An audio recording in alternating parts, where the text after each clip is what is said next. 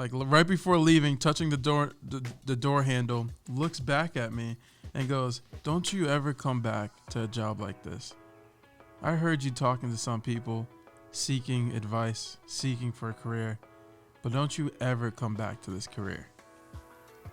I want to advise you." And I was like, wow. In an encouraging way, like you're meant for more than this kind of thing. No.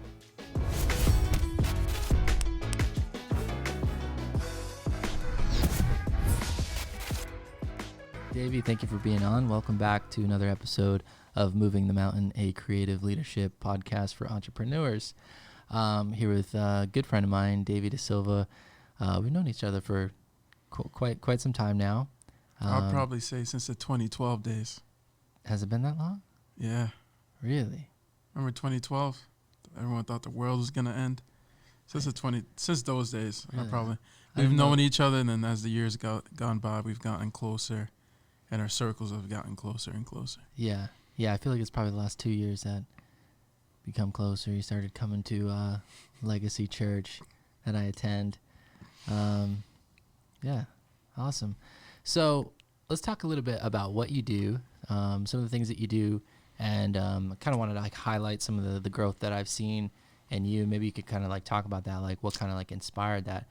So I know you went to a leadership school, and then you lead some ministries at your church. But outside of that, last year, probably around this time, maybe a little bit before COVID, you had entered a new position. Yep. In a sales role, and it seems and you had a mentor, another good friend of ours, mutual friend of ours, Tunde. Hola, Tunde Unding, bo. Great guy. Was waiting for the moment to say his name. Hoping to have him on the podcast maybe one day soon. Tunde, if you're out there, absolutely. Scheduled your time to be on this, and we'll shout out Tunde Sales Realty. Shout outs to them. Shout outs to Tunde. That man is a great mentor. Great friend. Better friend, and we hope to have him here soon. Yeah. But yeah, I know he was kind of helping you through that transition as someone who had been in sales. And probably over the past year, it kind of seemed like you really, learned a lot. And you kind of hustled, I know they sent you off to HubSpot training. Yeah, they did. You took that over. You really kind of capitalized on that. And now you're kind of leading your department over at your software company. And you've pretty much kind of doubled in salary from where you were in just a very short amount of time. So why don't we start there? What do you feel what did you have to put into that? And what was the changeover from, maybe going from, a starter job, and we should clarify, you're in your early 20s. How old are you? 25? 26. 26. That was pretty good though. That was a really good guess. I appreciate that. That was a pretty good guess. Yeah, it's been a lot of growth, honestly. The journey has been long, not easy. I wouldn't say I lead the whole thing, but I definitely help my boss in co-leading the whole department. But what's crazy is just when I look at it, obviously the financial numbers, if we're talking before I got the job, my salary has probably tripled. Wow. Or over that. And just probably a year, right? Or just over a year? Yeah, just over a year, a year and a half. And before that, I would say I always felt myself as a pillar and a leader in the church. And I never felt that way outside of church in any way, shape, or form. So I think it was either 2019, during prayer and fasting, I started writing down my prayers. I asked God, I'm why was I a pillar or why am I a pillar in the church? Not in any prideful way, just I'm serving in the church. I want to be here. I want to be a pillar. I want to be a mentor. I want to bring something to the table. But why? What gave me that confidence before? Because before I didn't have that. And I realized, it's because I had mentors in the church. Other men and women who were pillars in the church were surrounding me and teaching me and sitting down with me to help me, grow in that area and show me what it's like to be done. And I was like, man, and God, you've given this to me for the past, almost a decade. But I'm but I need this also outside the church. I need mentors that will show me how to grow in terms of a career, in terms of how to be a pillar at a job. And before that, I probably lost like consecutively, I would say 5 jobs in a row. And like, Jeez. obviously, I'm a no excuse guy, but here are some excuses. But honestly though, for some of them, like it felt like God didn't want me to be there type of thing. And I know that sounds corny, but like I'll never forget for the last job, like someone looking at me, like my boss looking at me and going, like she walked me to my locker. I grabbed my stuff and she like right before leaving, it was like a scene from a movie. Like right before leaving, touching the door handle, looks back at me and goes, "Don't you ever come back to a job like this. I heard you talking to some people, seeking advice, seeking for a career, but don't you ever come back to this career. I want to advise you." And I was like, wow. In an encouraging way, like you're meant for more than this kind of thing. No, not at all. Like it was pretty rough. Wow. And she was a cool lady, like a jazz type of, her hair was cut short, you know what I mean? Like wore turtlenecks the whole time. Like she was a cool lady, but I'm not gonna lie, in that moment I was like, dang, you you fired the heck out of me right now, but that was pretty cool. Like, let's forget all these semantic type of things.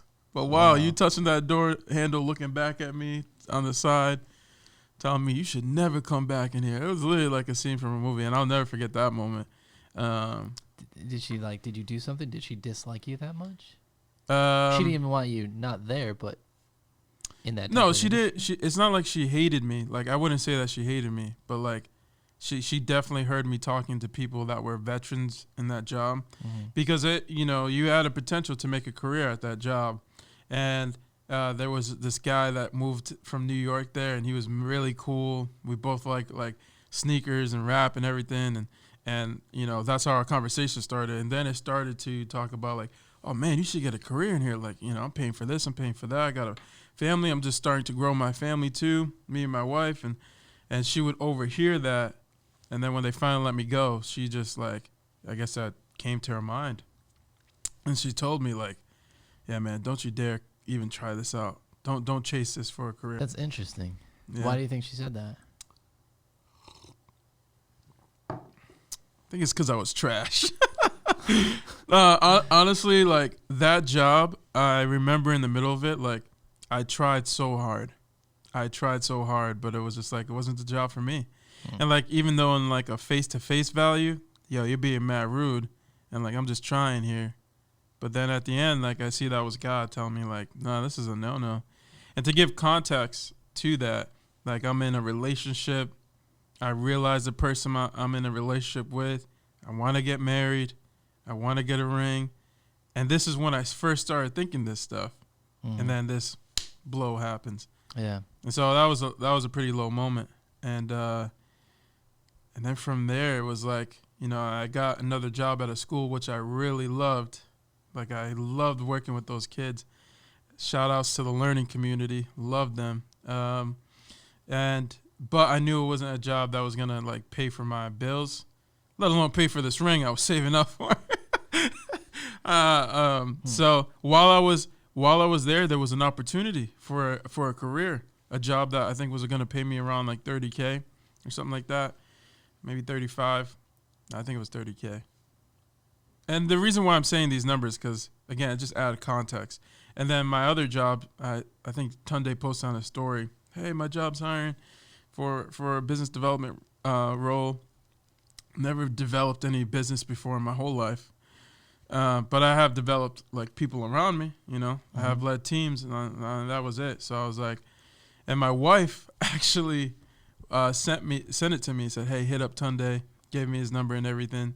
And what's crazy is that my wife thought about sending it to someone else. Really? Yeah. Isn't that wild? So I was like, wow, you're going to shoot both of us in the foot there. But she ended up obviously sending it to me and everything, hit up Tunde. Never really talked to Tunde. And, I mean, we just clicked. And it was like, Tunde was giving me advice, but I was used to like how my mentors would give me advice. Like they would just give me advice, but they wouldn't hold my hand. Yeah. Type of thing. And that's what Tunde was doing. Hey man, you got to do this on your resume. I would do that on my resume, and then I would email it to him, and I'll try to do it, if not the day of, the week of. You know what I mean? And again, this is coming from a kid throughout high school who was procrastinating, who was lazy. You know what I mean? But it was like a switch turned on because I was like, I got to get married, or I want to get married. You know what I mean?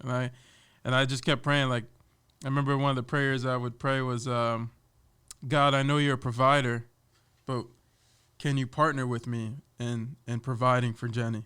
I don't know if that was okay to say my wife's name out there. Jeez. But shout outs to my wife, Jenny, my baby cakes. Yeah, my baby cakes. Every time. Sounds really smooth saying it, too, in these headphones. My baby cakes, hey. So, and again, I'm working at the school, and I love working with kids, and I'm in youth ministry to this day. But I was like, man, I love working with these kids, and the kids at the school and I had a great bond, and this opportunity comes, and I'm looking at this opportunity where I have no experience in, where I have no love for, and it's $10,000 more to start off.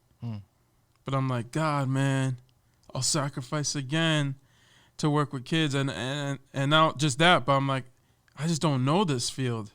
I don't know anything about sales. I don't know anything about. Tunde was like, this is a SaaS role. I said, SaaS? I thought he almost said the A word. I was like, hey, man. And it's just an acronym that means software as a service, and that's what I was selling. Yeah. I had no idea what any of these acronyms were or anything like that.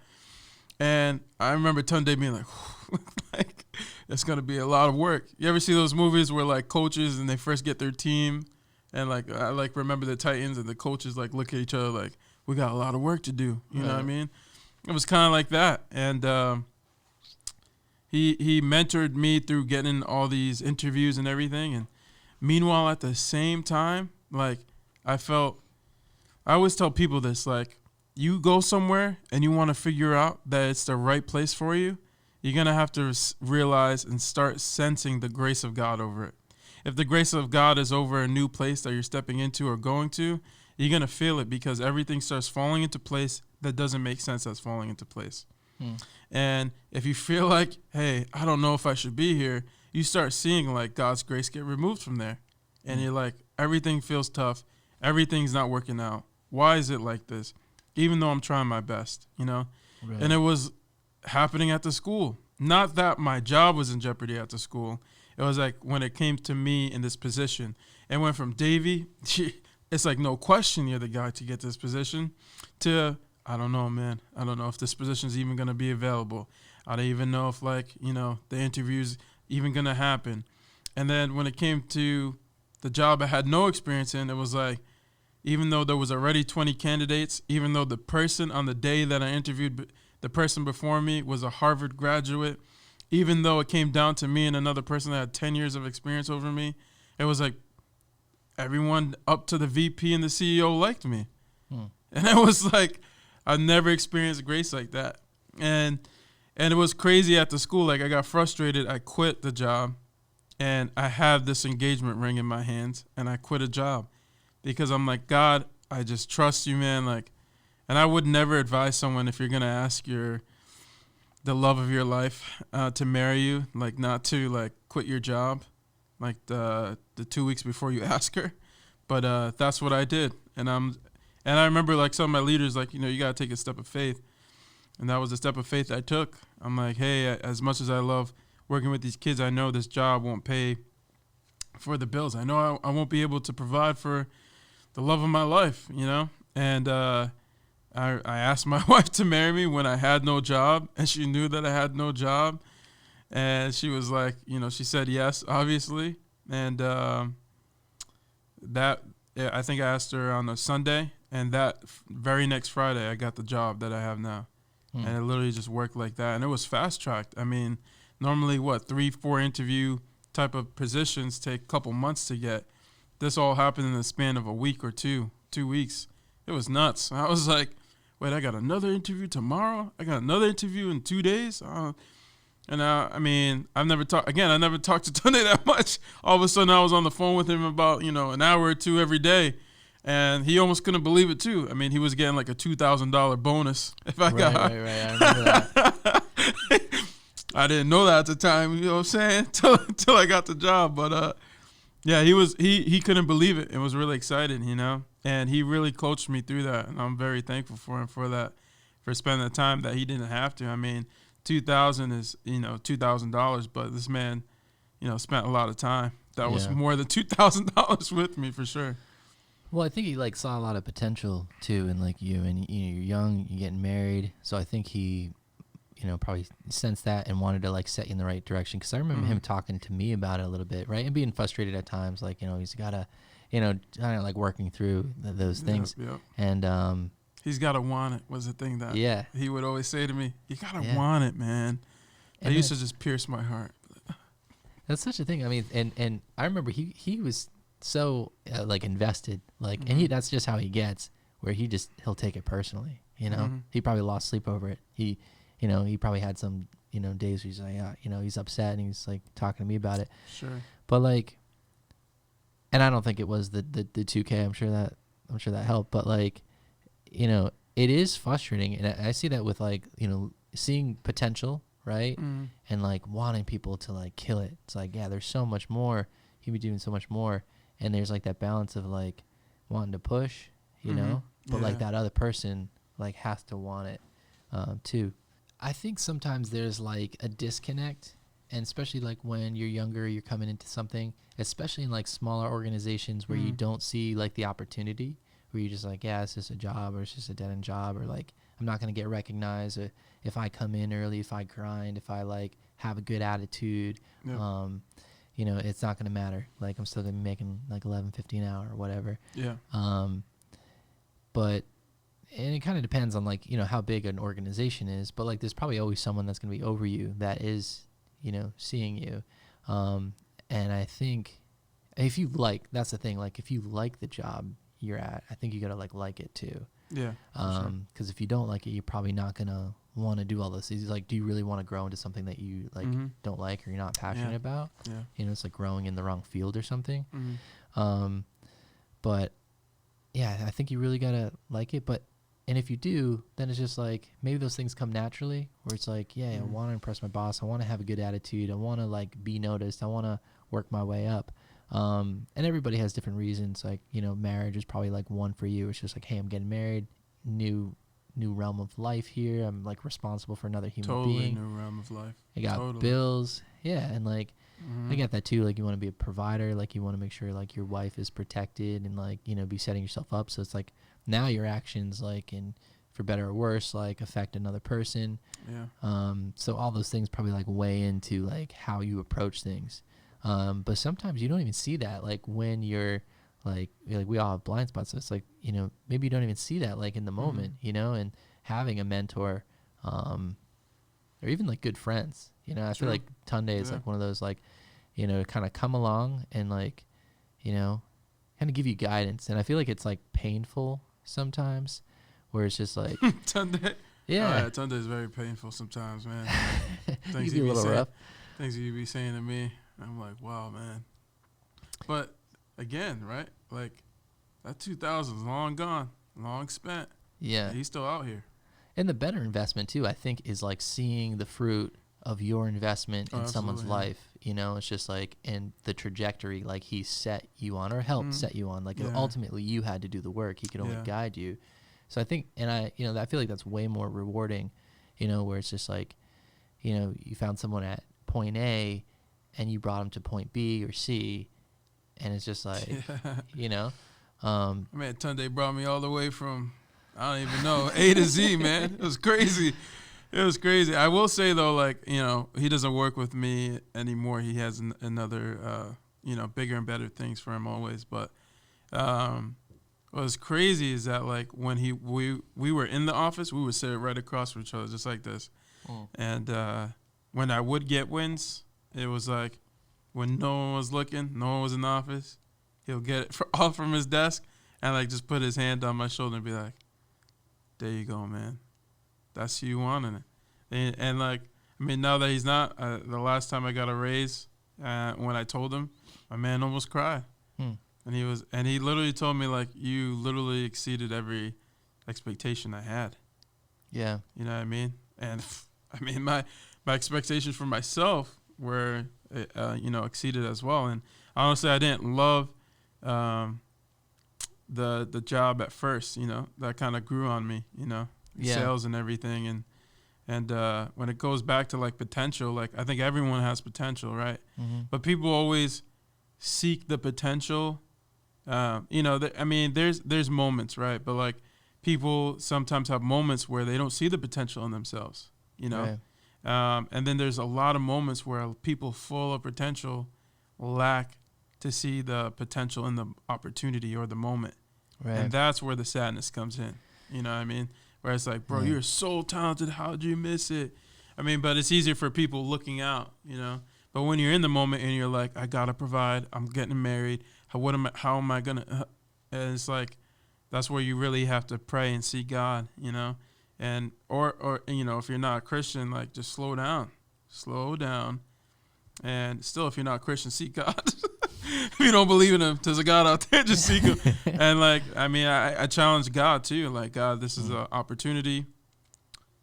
Is this an opportunity for you to partner with me in providing, you know?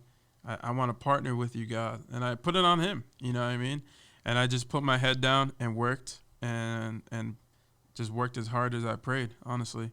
And it was crazy is that, like, I'm so glad that I started writing down my prayers because those prayers from 2019, early 2019, wrote down X amount of dollars, X amount of time, a job that wouldn't have me taken away from the church or anything like that. Mentors in the job. I mean, my first interview was with the director of business development, partnerships, and alliances, which is a crazy full title to have.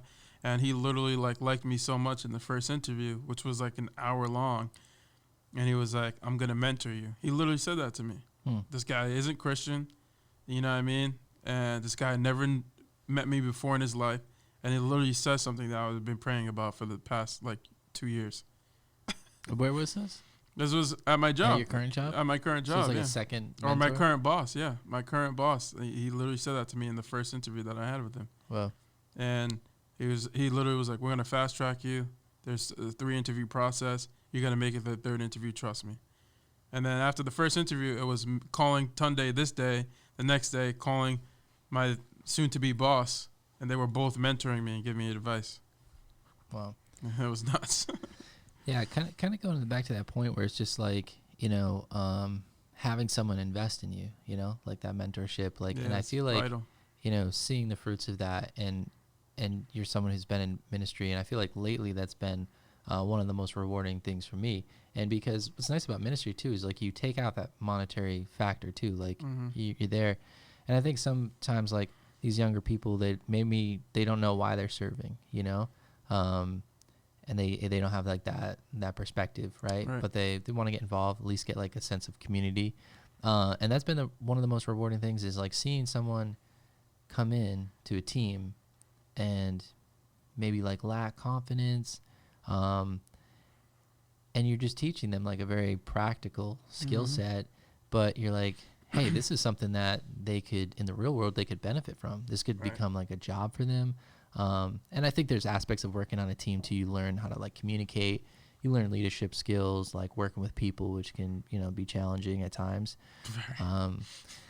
But like just the real practical skill set, and also seeing people like gain that confidence. Like kind of maybe coming in like a little intimidated, like you came into a new field you didn't really know much about. So shy. Didn't speak. Just took notes all the time. Yeah, so it's just like you're totally green coming in, like new people, and then like kind of coming out of your shell, gaining confidence, which has been huge. Like, kind of seeing you too over the past year, like now about CRMs and you're teaching me about stuff and stuff I never thought. Yeah, never thought. So it's definitely cool to see. And it's crazy. I didn't know how much I learned until like someone would get in a conversation with me and ask me. And then I would be talking, and I'd be like, dang, it's been like 10 minutes of me talking straight for 10 minutes. I'm like, whoa, what the heck? I learned a lot. Because, listen, when I say I was green, like, I don't know what the darkest forest green, you know what I mean? What's the color spectrum? What's the color before green? Like, I was that. I had this, like, little notebook that I just wrote acronyms and jargon, sales jargon. It literally, I remember in the beginning, it literally sounded like a different language. And I was like, what? SAS, pass, DAS? And I'm like, man. And I remember, like, this was, like, my main look, like, you know what I'm saying? Like, and Tunde, my boss, was like, don't worry, Davy. Don't say anything, man. Just write it down. And just when, you know, we all shared, like, an office space, the three of us, and they were like, we'll close the door. Then you ask us, man. So it was a little notebook within my notebook. So I would have a huge notebook inside it, a tiny one. So no one would, like, notice that's what I was doing. And it's funny because, like, there's biblical principles in this whole story, looking back. But and it literally says in Proverbs, even the fool, if he's quiet, looks wise. And that's literally what it was. Even though I was literally not the wisest person in this field, like, it looked like, hey, this kid belongs. Look at him taking notes, looking like he belongs. I think that's, like, so major. Like, even if you just show up and you're taking notes, it looks like you're paying attention, and you probably are. I mean, if you're engaging, like, sometimes I'm in meetings and nobody's taking notes. I feel like if you're already, like, not taking notes, like, for me, sometimes, like, when I'm, like, delegating or giving direction, I'm like, man, I can't believe people aren't writing this down, because that's later going to translate to, like, miscommunication and, like, hey, where is this? Oh, I forgot about that. And people don't realize on the other side, that protects you. Yeah. You take notes, and then someone references something they never said before, you'd be like, hello, I take notes, dog. Where is it? You know what I mean? Right. It's literally, that's how it is. But, you know, with leading stuff in the church, and, like, there's always that one guy. It's like, hey, man, we've been saying for, like, months, years, and decades to, like, bring a notebook.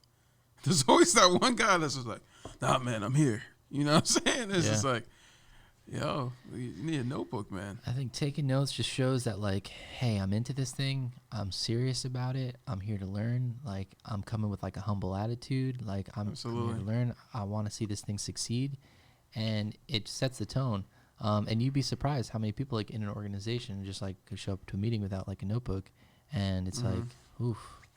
Like, it doesn't take that much to stand out. It doesn't. And again, like, I learned this stuff in church, man, which is wild. I learned this in the church. Thank God. Thank God for Awakening Church. Yeah. Thank God for New Life. Like, it's crazy. All the leaders in my life, like, and I think that was because, too, some of them were also high-level people, either currently or once were at jobs before, like, you know, leaving it for the ministry. And so, like, they taught those principles in their church. And it literally played out. So I'll never forget, I was in a meeting, first time with the CEO of the company. And I was like, let me pick the seat that he's not going to sit next to. Man, ends up still sitting next to me. I'm like, dear God, why? I don't want him to see my notes about the jargon and this and all that stuff. And I literally have no idea what people are talking about in this meeting. Like, I used to tell Tunde back then, I'm like, so you guys will say, like, 5 sentences, and then maybe per sentence, 0.5 words I would understand. Because it was literally like that. And so I'm taking notes, and I'm sitting right next to him, sweating bullets. AC's blasting. And I'm still sweating bullets. And other people are there that don't have their notebooks, you know? And I forgot my laptop. That's why I was sweating. I forgot my laptop. And I just had my notebook. You know, it's crazy though. The CEO walked in, just had his notebook. And everyone else there that was taking notes or working on other things, because it was a presentation. I think there were some people in the room, not going to say names, you know, that didn't have their presentation ready and were just clicking away while other people were presenting. And I see the CEO just, like, keep looking and looking at the person presenting, then keep looking at the people tapping the keyboards and working on their stuff. And I literally heard him grunting, like, oh my God, this old French guy. He's a cool dude. Name's Didier, which is fire. And he kept looking, and I thought he was looking at me, and I'm like, oh my God, he knows I don't have my laptop. Or my second thought was, because I didn't understand what people were talking about, I was literally looking at his notes and copying them like I was cheating on a test. And so I thought he was like bothered by sitting next to me. And then all of a sudden he just goes, everyone just stop. Everyone just stop right now. You two that are on the laptop just typing away. Can you please stop? Can you see that there's people over here that are presenting? How rude of you. Where's your notebook, number one? And I was just like writing everything. I was like, don't ever bring a laptop. Bring a notebook always. And he actually referenced me. He's like, we got this new guy over here taking notes.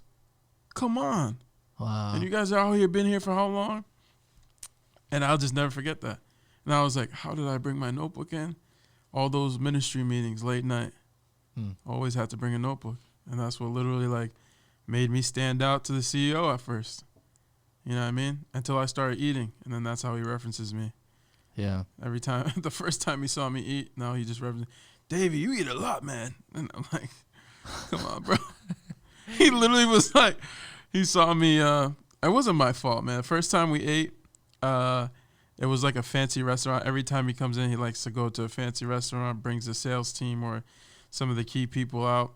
First time out, I look at the appetizer, didn't really understand anything except the word lobster. So I was like, let me get a lobster for an appetizer. It's not me paying, it's the CEO's dime. So, and they accidentally brought me 2 lobsters. Jeez. And I wasn't going to waste them. You know what I mean? I ate them. And the CEO took note because, again, this guy was sitting right next to me, man. I said, let me pick the seat that the CEO is not going to sit next to. The guy sits right next to me again. And he sees me eating, and he goes, wow, Davey, you eat more than Tunde. That was his first comment. His second comment was, Davey, we have a saying in my country. And he goes, it's better to have you as a neighbor than a son because you eat so dang much. And I was like, first of all, that's a fire saying. I'm not going to lie. Yeah, that's pretty good. Second of all, that's offensive. But I'm like, it's like you're paying for me, you know what I mean? And what's crazy too in that restaurant, there was like mirrors. So like when you're sitting down, like the mirror is like where you're, like if you're sitting up straight, you can see yourself all around on the walls. And I'm sitting and I can look at myself in the mirror. On my left side, there's the CEO of the company. And on my right side, there's the, hold on. Sorry. I'm very gassy Maybe today. I shouldn't do the sparkling water. Yeah, the sparkling water It's is a little like, too gassy. wow. Sorry, guys. All right. So on the left side is the CEO. And on the right side is the VP of sales of all of North America on my right. And I'm sitting in between these two guys. And I look at myself in the mirror. And I'm like, this is nuts. How am I sitting in between these two guys? I've never sat around people. You're burping too, huh? I'm getting it. Hey, man. I was like, I've never sat next to people this high up. And I thought back, I'm like 5 months ago, I remember like telling the kids, all right, you got to go back to your classrooms, emptying out the cafeteria, sitting on one of the tables at the cafeteria, like stressed, thinking to myself, how am I going to provide for the love of my life?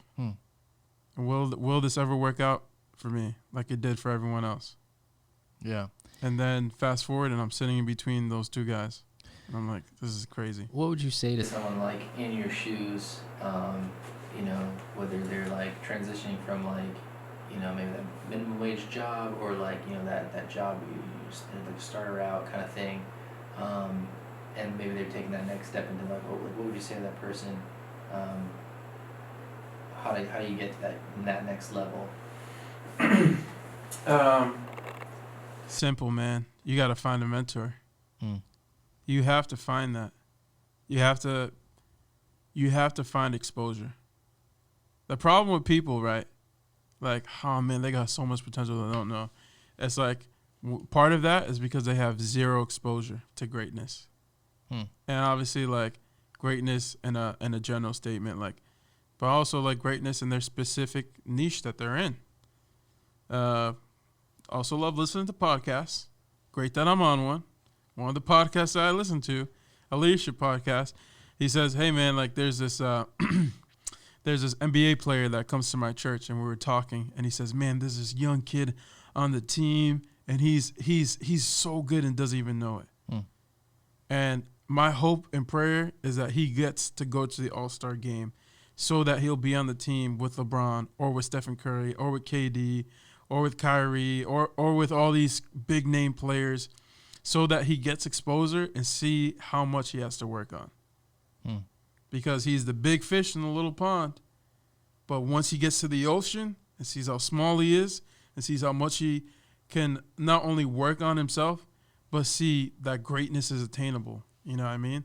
Like, it's different to see greatness from far away, but when you're next to it, you know, there's some people that are fearful of it, of the greatness, and be like, oh my God, you're not even human. And then there's those that are next to the greatness and go, how did you do that? How many hours did you spend on that? There's no way you can just do this ABC, and that's it. Like, there must have been a process. What was your process? What time did you get up in the morning? Whoa, hold on. You get up at this time? Okay, how long should I spend? Oh, you spend 3 hours? Then you take a break, and then you come back? You know? And that's the greatness that you got to be exposed to. So if you're working at a job and you feel like you're stuck in any way, like not just a job, if you feel like you're stuck in your marriage or feel like you're stuck like just growth-wise as a person, the number one thing you got to do is expose yourself to greatness, and you do that by a mentor. You know, there's almost no other way to do that. And it takes courage to go out there and seek one. You know what I mean? Yeah. And once you find that mentor in that specific niche, and no matter what niche it is, as long as you're passionate about it and you have one or two, man, you're going to grow so fast. You are. Because, like, again, the Bible says in Proverbs, there's wisdom in the midst of many counselors. You know, and people in this day and age, they tend to seek those many counselors, and they just want to just do it on their own. And then all of a sudden they have this long journey with all these mistakes and everything. But if you have a mentor, you skip about 5 years, 10 years. Yeah, it's huge. I remember meeting with a business consultant. He would say the same thing. He's like, you're a really hard worker. He's like, so you'll get to where you're going. He's like, but with a mentor, he's like, you'll get there with a lot less pain.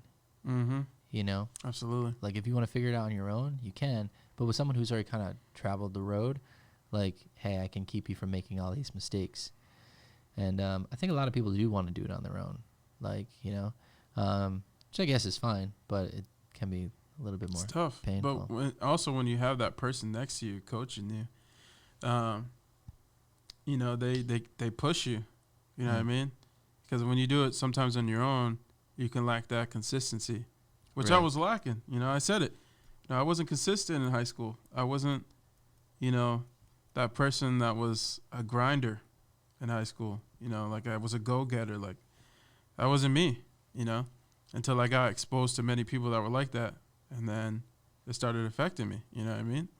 And like for you too, bro, I mean, how long have you been doing Move Mountains? 5 years. Yeah. And it's just, you know, another leader that, you know, I look up to would say that, like, you know, any place I go to, anything that I'm doing, any endeavor that I'm really, or dream I'm going for, I got to give it at least 5 years to see where it goes, you know, but people only give it like 5 months, 5 days, you know, sometimes. And it's just like, bro, you didn't even try. Yeah. So one of my favorite Joe Rogan podcast episodes is with a dude named David Cho. It's such a great podcast, bro. But you know what's wild? I never listened to the full thing. It's almost 4 hours long. Can you believe that? Yeah, it's hard. But they have like some of them. 5 or 6 snippets, and if you just watch those highlights, that's like, you know, you basically listen to the whole thing. And each one is in between like 10 minutes to like 20 minutes. It'd probably take me like a week to get through an episode of a Joe Rogan podcast because I'll just watch it in like 15-minute segments. I mean, you know, it's crazy. Shout-outs to Joe. Shouts to Joe. Because, like, you may not agree with him, but dang, when you listen to one of his podcasts, or you may not even like the person that's on. Mm. It's very intriguing. Like Yeah. almost every episode. Yeah. I feel like he's very like he's very much like, hey, I want to get to the bottom of it. I want, he doesn't agree with like either side. He's like, he seems somewhat unbiased. Great middleman and like very level-headed. He just doesn't go for whatever, it is on either side. And he'll call out his guests, or he'll like want to like fact check things like on the spot. Always. Yeah. Always. So I feel like he gets discredited a little bit, but I really enjoy his stuff, like at least the ones I've seen. Telling you, man, look up the David show. There's 2 of them. Mm-hmm. The second one, when he has like long blonde hair. Do you know what that is? No. Bro, insane story. Who knows where your podcast will go, but if you can get him on, I mean, that's a great time. Yeah. This man was like traveled the world and everything, and this is like an Asian dude. And is this the guy that was like a hitchhiker? Mm-hmm. And like he hitchhiked across like the whole country, and like he would have when people he was get in his like car, 18. and right before they would like drop him off, they would start like saying all this crazy stuff. Yep. That's the It's podcast like, I'm talking about. Yeah, Mm-hmm. I was gonna kill you or something like that. Yeah. Or like I killed someone. Yeah. And it's crazy. But his story, like, he did all that, but like he was also a graffiti artist. And Facebook, like in 2004, had like, they just had bought a huge building, empty walls, and they just needed to fill it. And they hired him, and they were gonna pay him $20,000 like per wall or something like that. And he was like, "Nah, just give me stock." And now his stock is worth like over 250 mil.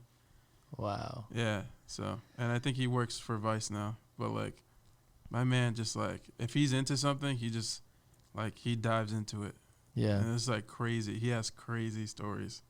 It's nuts, bro. He's like, yeah, I spent like 3 to 5 months with the last hunter-gatherer tribe in Africa, and they're looking up like the last hunter-gatherer tribe on like Google and random pics of like, tribal African people. Mm-hmm. And he's like, whoa, he does this multiple times on the episode. Whoa, stop right there, bro. Oh my God, I think I know that guy. And says like their name and everything. And it's like these random pictures of African people. And he's just like, oh, stop right there again, bro. I know that guy.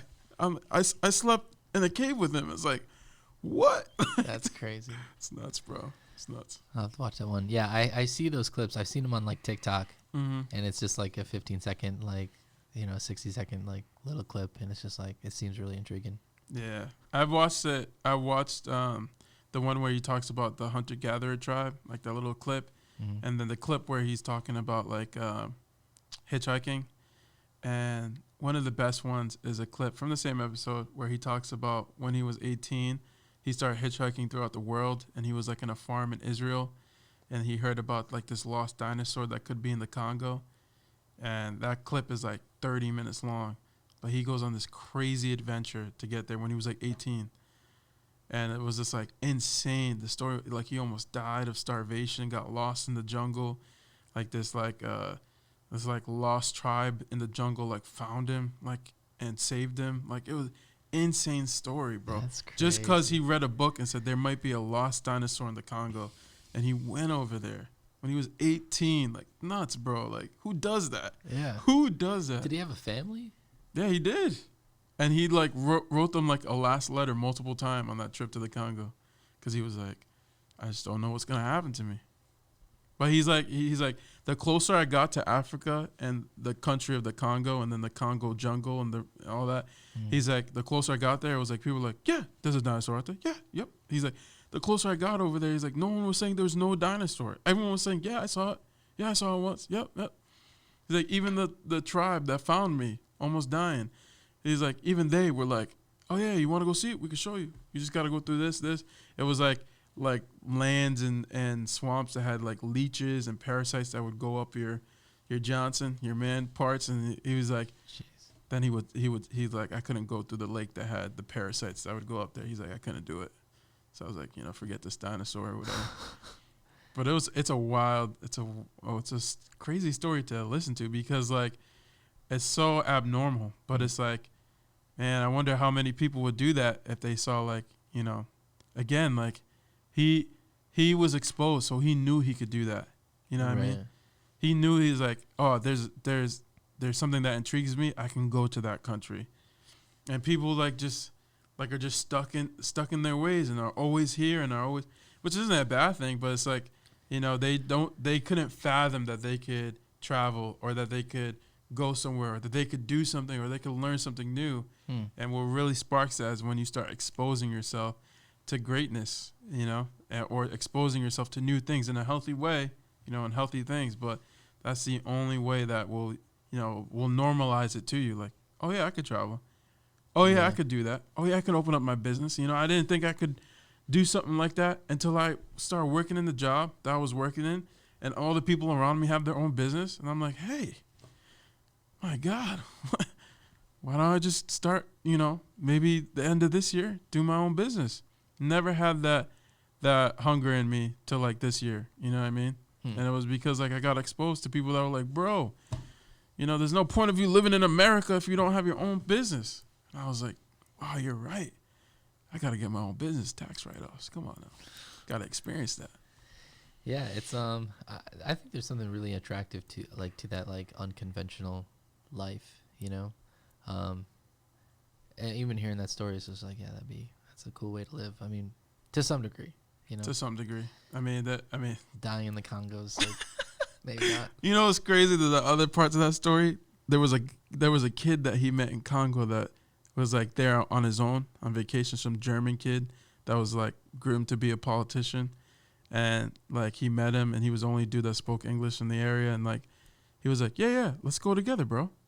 And they go together and like while they're starving and they get lost in the jungle, like they had a story that they would tell people like, I'm this German dude's bodyguard. But while they were in the jungle, the guy like got tapped and like thought the story was real. So he would be like, bro, go get me water. Bro, go get me food. And like anytime that they had rations and water to save, dude would just chug it all, eat it all. And he'd be like, bro, that's my food. Like, what are you doing? Like, it's a crazy story, bro. It's a crazy story. That's insane. Yeah. I got to watch that one. Getting back to your earlier point, being in that conference room when the CEO was there, what I was thinking is just like, I feel like the CEO, right, is taking it so seriously, It's like, and I feel that like whoever's kind of like leading whatever they're doing, to them, it's the most serious thing, and I feel like sometimes people can kind of come in and they're not treating it like this with the same amount of like, my boss is taking it this seriously, maybe you're like down here. And maybe like CEOs like have to do that, like the leader has to do that, and finding people, on that same level can be tough, but like you kind of got to expect that though, like, and be aware of that, like, the CEOs, like, they're taking it that seriously. But think about why the CEO is taking it that serious, because he has the most responsibility, right? So like when it comes to like leading a team, like I've learned through books and obviously through mentors too, that like, you have to, in order to grow, you have to let go. That I probably started getting more passionate for my job when I started getting more responsibility, learning new things. I said, all right, Davey, now you're the guy. You know what I mean? And again, people want that. I wanted that. I wanted a job that was going to be a pillar, that had stuff to bring to the table, that it seemed like, people want to be there. And that's the job I have now, and that's why I'm like part of the reason why I'm passionate is because of that, and like, one of the books of leadership that I read like a year or two ago literally said like the rule of thumb is like 80%. Like if someone does something as good as you, like 80% as well, give it away. And the guy was like, I would say even 50% give it away, depending on what it is, because like that's how people start to get passionate. They only get passionate through ownership. You know what I mean? And so like and people will take it serious for a shorter duration of time because of the responsibility that they have. But they have greater responsibility, the greater the time they got to put in, the more time they become serious about it, And like, do I take my job serious 24/7 like the CEO? Probably not. But there's 3 hours in the morning that I just grind it out, and then I take my lunch, and then in the afternoon there's another 3 hours where I grind it out, 3 or 4 hours, Mm. Yeah, and that's how it is, because based on the responsibility I have and the time that I have. But the CEO, I mean, like, he has his thoughts and hands in every single pot in the company, and every single department, and every single person, and all these teams that he has to check on. So that's why it's like, when you're a leader and you're looking at these people, like, it's easy to look at the people that you're working with and being like, man, no one's taking it as serious as me. There's even that one guy, never brings his notes. Like, come on. But it's just like, no, all these people deep down inside want to be that person. Mm-hmm. They want to be that person that's taken serious. They want to be that person that feels like they can say their ideas. Mm-hmm. And the only way that we will see that materialize in people that, are on our teams or anything is giving them stuff to do, and saying, like, I trust you. Right. And if you fail, man, hey, man, it's on me. It's not on you. And if you succeed, man, it's all on you, bro. It's not on me. It's because of you. And having that, like, mentality with the team. And I'll never forget, like, with the team that I lead at church, it was a whole biggest event that we had that year. And I was like, hey, guys, I'm just going to focus on this specific area. Everything else is on you guys, all right? And I trust you guys. But that means that any questions that you may have, I'm not going to answer. And it was the toughest thing I've ever done in terms of leadership. Like, I was like... Was this like an exercise you kind of did for yourself? For yourself, but it was greater for them. You know what I mean? Because I knew that because, you've been in situations like that where someone asks you a question and he's like, I know you know the answer to it. Right, or I know you could find it very easily. Yeah. And, and as a person on the other side, you never realize that. You really never realize, like, oh, I could do this on my own, right. until the person that's over you, like, is just, like, pushing you to do it. Like, no, you got it. And it was like just, I'll never forget one question was like, all right, we got the pizza. We got the food. Check that off the box. Yeah. And I was like, good job, guys. Now, how's the pizza getting here? And they were like, oh, my God, who's picking up this? Oh, my God, it's going to get cold. Please, Lord, please help. And it was like, I remember when I asked that question, they all looked at me to wait to answer. And, that's type of stuff, like, I kind of don't like, because I'd rather be, like, collaborative and, like, everyone's bringing something, everyone's talking, whatever. Right. And I just stood there silent, like, I'm not going to answer it, guys. You got us. You got this. You got this. And it literally was like a minute later, or an awkward moment later of silence. And then someone was like, what about this? Yes, we got it. All right, check it off the box. Yay. And it's just like, now, and then when the whole event happened, it was very successful. And I literally said, guys, this is on you. You pulled this off. You pulled this off. Think about this area. You did that. Think about this area. You got that. Yo, you don't ever bring your notebook, but guess who solved the pizza situation? It was you, dog. You know what I mean? And then all of a sudden, like, the next time we have an event, they know they could do this. Oh, I've done this before, And it's like now with those same people, those same leaders now, it's like teaching them that, hey, if someone does on your team something as good as you, give it away, guys. You want to grow your team? You want to grow your specific area? Give away your responsibility to the people on your team because they want to be like you. They want to be the person that wants to bring something to the table, wants to be a pillar in the team. And you just got to trust them, And you got to be careful that the way you do it, Because for some of them, I see, like, they just like, all right, here you go. And, like, they just walk away. And it's like, hey, man, you got to communicate. You got to talk to them and, like, teach them. You can't just drop it on them. And for others, like, they just hover over them like a mom or something. Like no, don't. And it's like, oh, don't do that. Like, it's okay for them to fail. Like, if they fail, I'm not gonna be mad. You shouldn't be mad. They're trying. This is their first time. And it's like when you design like an atmosphere like that, there's so much growth that will happen. Because now everyone feels like, hey, this is room for me to grow here.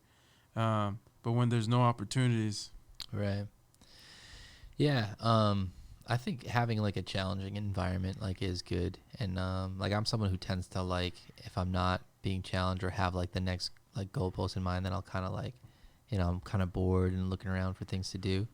But I've been both that person. I've been the person that like hovers too much. I feel like in the beginning I was like very much on top of the team, like, you know, to the point where they would just be like, give me some space. Like they wanted the autonomy, you know, and I really wanted like, I want this to be the best thing ever, you know, and I was like micromanaging it and trying to get the results that I wanted that were probably more realistic on a timeline of like 1 to 2 years, 1 to 18 months, something like that. I wanted them like within the next few months. So I wasn't given enough time to like see those actual results. So I was like so heavily like involved. But then I've also been the person too, where I feel like I'm more of that now, where I'm just like very hands off, where it's just like, you guys have been doing this long enough. Like you guys should know. Yeah. And if you guys do fail, well, then it's just like, you know what? Why did it fail? Yeah. And it's just like, well, you're not, yeah, you might be great at doing X, Y, Z, but like, you know, these other planning pieces, you know, were in place. Yeah. And does like failure like highlight that more? Does like the pain of failure highlight that responsibility to like kind of kick in for the next time around? Where it's just like, man, I don't want that to happen again. And that's kind of, I think that's kind of where I'm at now, where it's just like, if I'm just totally hands off, you know, I know there's going to be mistakes made along the way, and then we discuss what those mistakes are and why they happened, because I think a friend of mine mentioned this. She's like very much like a rescuing leader, so it's like when I start to see things going wrong, I'll like jump in to like, you know, because I don't. That's a good way to put it, to rescuing leader. Yeah, where it's like I don't want to see the mission fail, or maybe it's like I don't want to see that person fail. I feel like in my situation, like, you know, I'm more like mission critical, because I feel like mission kind of affects the whole. So it's like I'm very much, I want to jump in. I don't want this thing to fail. Yeah. But I think to some degree, having those failures and allowing people to kind of feel that along the way can be, you know, the greatest teacher, you know? Absolutely. Where you can kind of like run yourself dry saying the same thing over and over. You got to take notes. You got to do this. You got to take notes. You got to do, like, you know? But it's just like, let that person fail one time, and then you'd be like, man, I got to take notes. Yeah, because you know what's crazy is like, as bad as you don't want them to fail, they probably as equally or as more don't want to fail either. Yeah. Like, no way. Like, you know, and they don't, no one wants to be that guy that like makes that topples the whole like pyramid of cards. No one wants to be that guy. You know what I mean? But people don't realize that most mistakes won't take down the mission. It won't take down, you know, the team. It won't take down you, you know. It won't take down the person next to you. Like, people don't realize that, you know. And it's like, especially if you're the leader, you're like, man, but if that person makes that mistake, right, man, it's just going to ruin it. And the reality is, it's really not that bad, you know. And again, that's something that like ministry taught me, you know, the leaders that I was under. Like, hey, we're all problem solvers here. This is how you solve a problem, everyone. You minimize it, you solve it, and then you move on. There's no magic anything outside of that. The magic sauce is you minimize the problem, you know, and that's how these people learn, you know. That's literally how, and if you think about it, that's how you learned. That's how I learned. Yeah. You know, it was because I gotten many chances to fail and to succeed, and that's why I know what to do and what not to do. And the lack of experience, like, you know, people always, especially in jobs, seek experience, you know, but there's something special about homegrown experience, you know. Like, my company loves me now, and it's funny because they seen me in my engagement. Now they see me married. Now there's like, yo, is there kids coming? And I'm like, you better hold off, you know, and asking me those questions. But it's like, but they love me because, you know, not only the good attitude, but like, they love me because I'm homegrown. You know, they've seen how much I've grown in terms of my experience, in terms of my knowledge, in terms of bringing something to the table. And there's just something special about that. And not meaning that every single person on your team or in your business has to be like that. But like, you cannot be afraid to at least let 20% of the people that are in your business be like that. Whereas these are homegrown people, you know? And you'll see like, people will love probably the business and the team more, because like, man, like, I've grown so much now. I'm at this level or whatever, and now I can bring this to the table. Now I can help this person train. Like, I'm now training people at my job with some of the stuff that I know. even people that are in higher positions than me. And I think to myself, like, how the heck did I get here? I still remember that cafeteria scene, sitting down. You know what I mean? Like, thinking to myself, like, what am I going to do? Like, how did I? And it was just because my boss didn't, let me, and Tunde didn't let me, like, be afraid of failing. I mean, sales is like you're failing all the time. You're failing all the time. That's something that you can so easily see, because it's just tied to the number, so it's just like that number doesn't lie. That number is like clear as day for the most part, most of the time. So it's just like, can't change that. Like, Yeah. But it's just like what this job has taught me was to see behind the numbers. And it's like, because there's so much data than just we didn't meet our goal. There's so much data in there that's teaching us how to one day meet our goal. And I think that was like, when I finally realized that, that's when I was like, hey, man, I'm okay with. One of the qualifications in sales is no. That's a qualified lead right there. Hey, Sean, I've been trying to call you for months, man. And no, this person has no idea that, like, man, if you just say yes, I'm going to get this payout, and it's going to be so good for my family. And they go, nah, man, I'm good. And they click on you. That's a good thing in sales. That's like, hey, man, that person is a qualified lead. It's a disqualified lead. So now either that person or that business or that company, there's a no, and you don't got to waste your time no more. And you could focus your efforts on this company that's looking hot, or this business that's looking hot, or this person that looks like they're about to be your champion. Right. And you should smile and continue dialing. At first people will say that, and I'm like, you crazy. And I'm like, one of the first calls that I had, I said, hi, I'm looking to, I'll never forget the name because I thought the name was sick. Kathleen McQueen. That was her name. I'm looking to speak with Kathleen McQueen, and someone answered, a man's voice, Kathleen's dead. And I was like, oh my God, I'm so sorry for you. I was like, almost like trying to have a moment with him, pray for him, cry with him, and he just clicks on me. And like my boss was like, you got your first one, huh? Make sure you look up the obituary in the county to make sure that you didn't get played. Looked up her obituary, man. Kathleen McQueen, man. Like, she's dead? Yeah, 2019. It's crazy, but like that's just the nature of like the business. Like, you're always gonna get a no, man, and that's okay. And like I literally had this conversation today with a new VP of sales on my job, right? And he's asking me and all this stuff, and he's like, you know what the difference is, Davey, between the guy that meets his quota and the guy that doesn't? Is that the guy that does is like at least 1 hour per day, just making calls, just used to the no's, just to get that one yes. 100 no's on the phone just to get that one yes.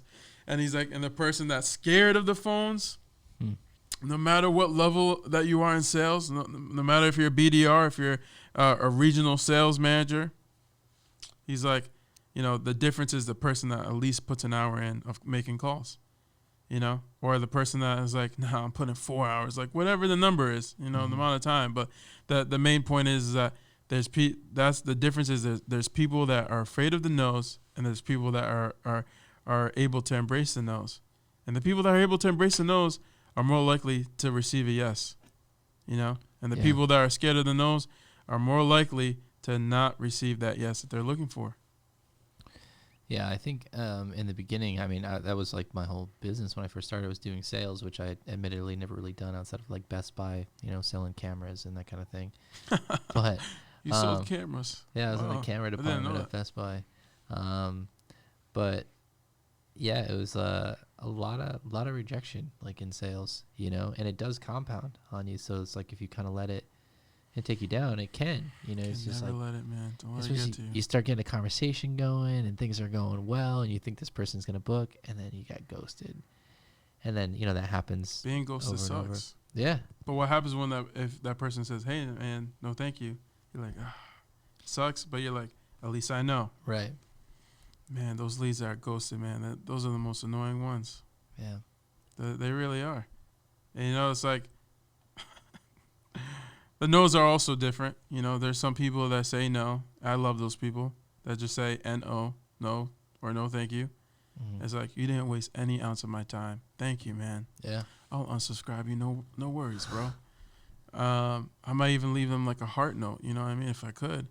And then there's people that are like, you effing cockroach. Go back to where you came from. Go back to hell. And they're like coming at me, and I'm like, wow. Like, a simple no would have sufficed. Like, you wasted all your time. Like, Yeah. like I've gotten some emails, man, that you wouldn't believe. Calling cockroach, saying I'm one big cesspool of, the word. And I'm like, a 4-letter word. I'm like, wow. Like, I can't believe how triggered you got. All you just have to say is no, and I would have left you alone for the rest of your life. For the rest of your life. One of the last ones was like this guy telling me to have like basically a career in sales. And that in the beginning he said no, and at the end he was like, and again, the answer is no. And I'm like, and it literally was like three pages long if I printed that out. And I just wanted to like say back to him, like, man, in all these years of sales, like, you should have known, man. Just a simple N-O would have sufficed. Like, you know what I mean? And like, it's all, looking back now, it's all jokes, with inside jokes with my boss and the team. But like, in those early days, man, it was rough. Well, I think like that's a nice part about the job, is like kind of developing your own like resilience to that, and just even to which I'm noticing it lately, like how a bad customer experience, like in a customer coming at me in the beginning, was like emotionally upsetting, like 2 months, like, just be like, oh, this is terrible, and now it's just like, yeah, that happens. Like, how can we figure it out? How can we like fix the situation? Sometimes you want to justify yourself too and like be right, and it's just like, no, we know we did what we said we were going to do, and it's really good. I know the times that we do mess up and that requires a little bit more, but what about when you are right? It's just like, yeah, you could try to justify yourself, drag the customer through the mud, get your point across, but at the end of the day, it's just like, how much time and energy do you want to further sink into this customer or this client? Right. Hey, how can we get this to go away? At that point, it's almost just like, we'll save money. Is like, as quick as we can rectify this, like, we're gonna save money and hopefully like save some skin as far as like reputation. Yeah. But and all that too, right? Like, there's more value in the company and in the team if not just one person has that tough skin, but many have that tough skin. Right. Or are used to that. We had this conversation the other day in a morning meeting, and I kind of brought it up, and it's just like, I've been down there, and like I've kind of like learned these things, and I was just like, guys, this is gonna happen this year. A lot of emails I go direct to whatever department is kind of handling whatever, and it's like, I'm thinking like, man, they are going to be experiencing that, and I know how it can kind of like hijack you emotionally. And a call came in like that today, and one of our shooters picked it up, and client was like super unhappy. We gave her exactly what she selected on a proposal, but she's like, I thought there was gonna be so much more. Wow. Well, what gave you that idea? Like, it's literally listed. It's an itemized list. And the shooter was like frazzled, like threw me. Oh, that was. I haven't heard that word in a while. Yeah. Frazzled. And it's just like, yeah, I remember being there, and even till I still kind of like felt, and it's just like, which way are we gonna go? Like, what direction are we gonna take this?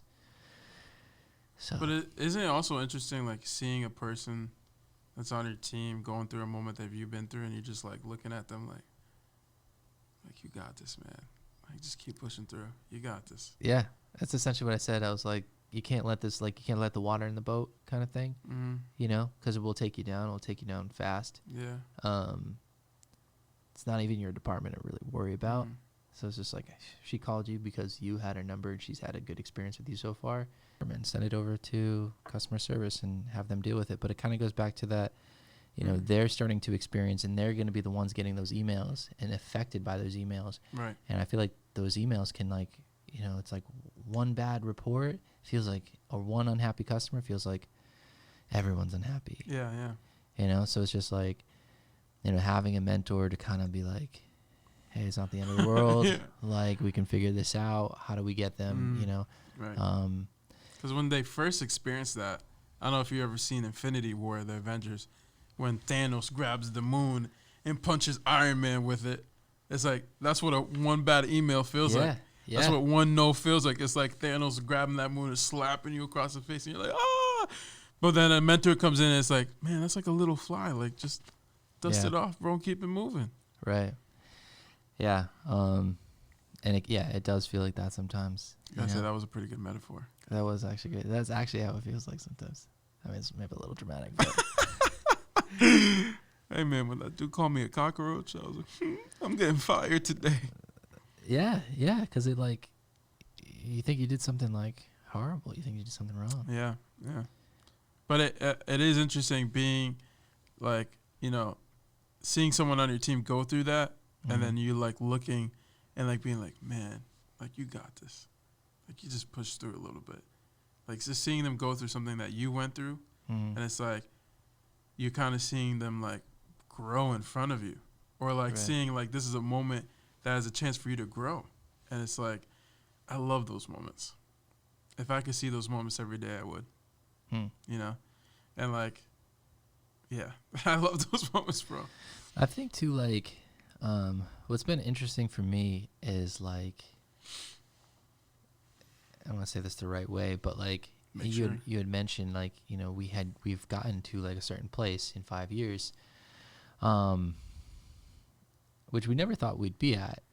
But it's like you still, like, even in the beginning, like, we're just starting out, right? We see ourselves as just kind of small and, you know, still doing well. I mean, we did, like, a good amount, like, even our first year.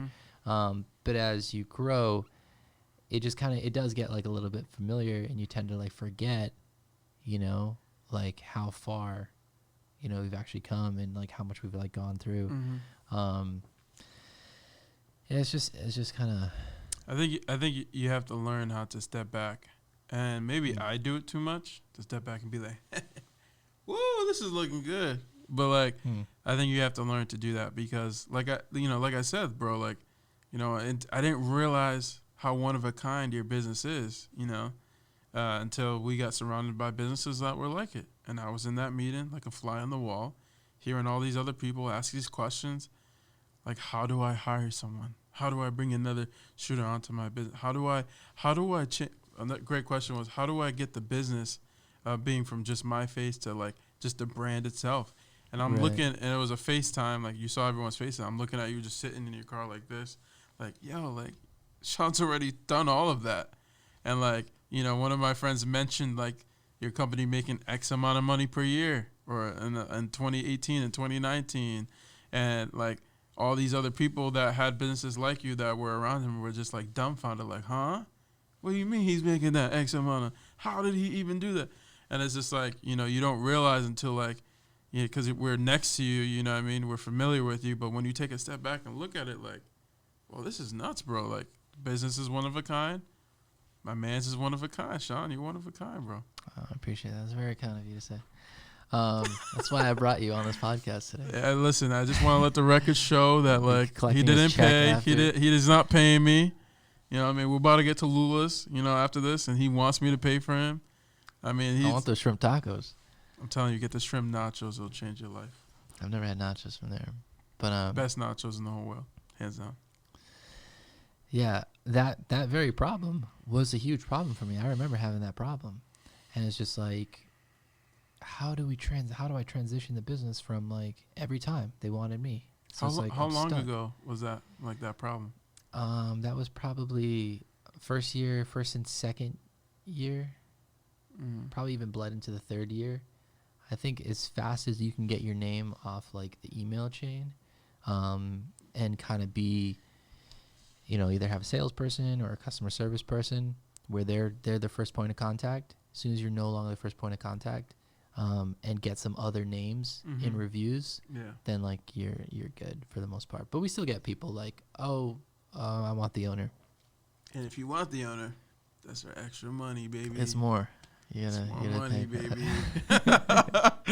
But you know what's crazy? Like, you kind of want to be like the director in the movie that, like, has himself in the movie and nobody knows, you know?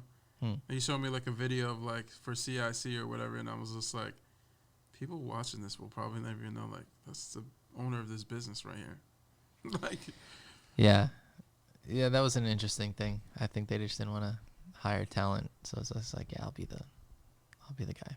Okay. You looked good on it, by the way. I always wanted to like act in something, so it was like my first. You are very dramatic. Cameo. I will say that you are a very emotional person. Yeah, I appreciate that too. That's probably why the business is so good, man. You get the emotions of the wedding day.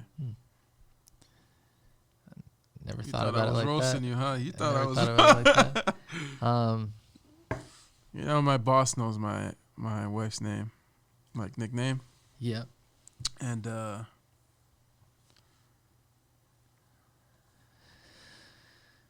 And he only references her by that nickname, like not Jenny or your So he wife. calls her baby cakes too? Yeah. He's like, hey, Davey, how you doing? Hey, man, how's baby cakes doing too? Taking care of her, bro? I'm like, at first it was weird, but at this point it's like, you know, if he calls her Jenny, it's like, what are you doing, man? Don't call her Jenny.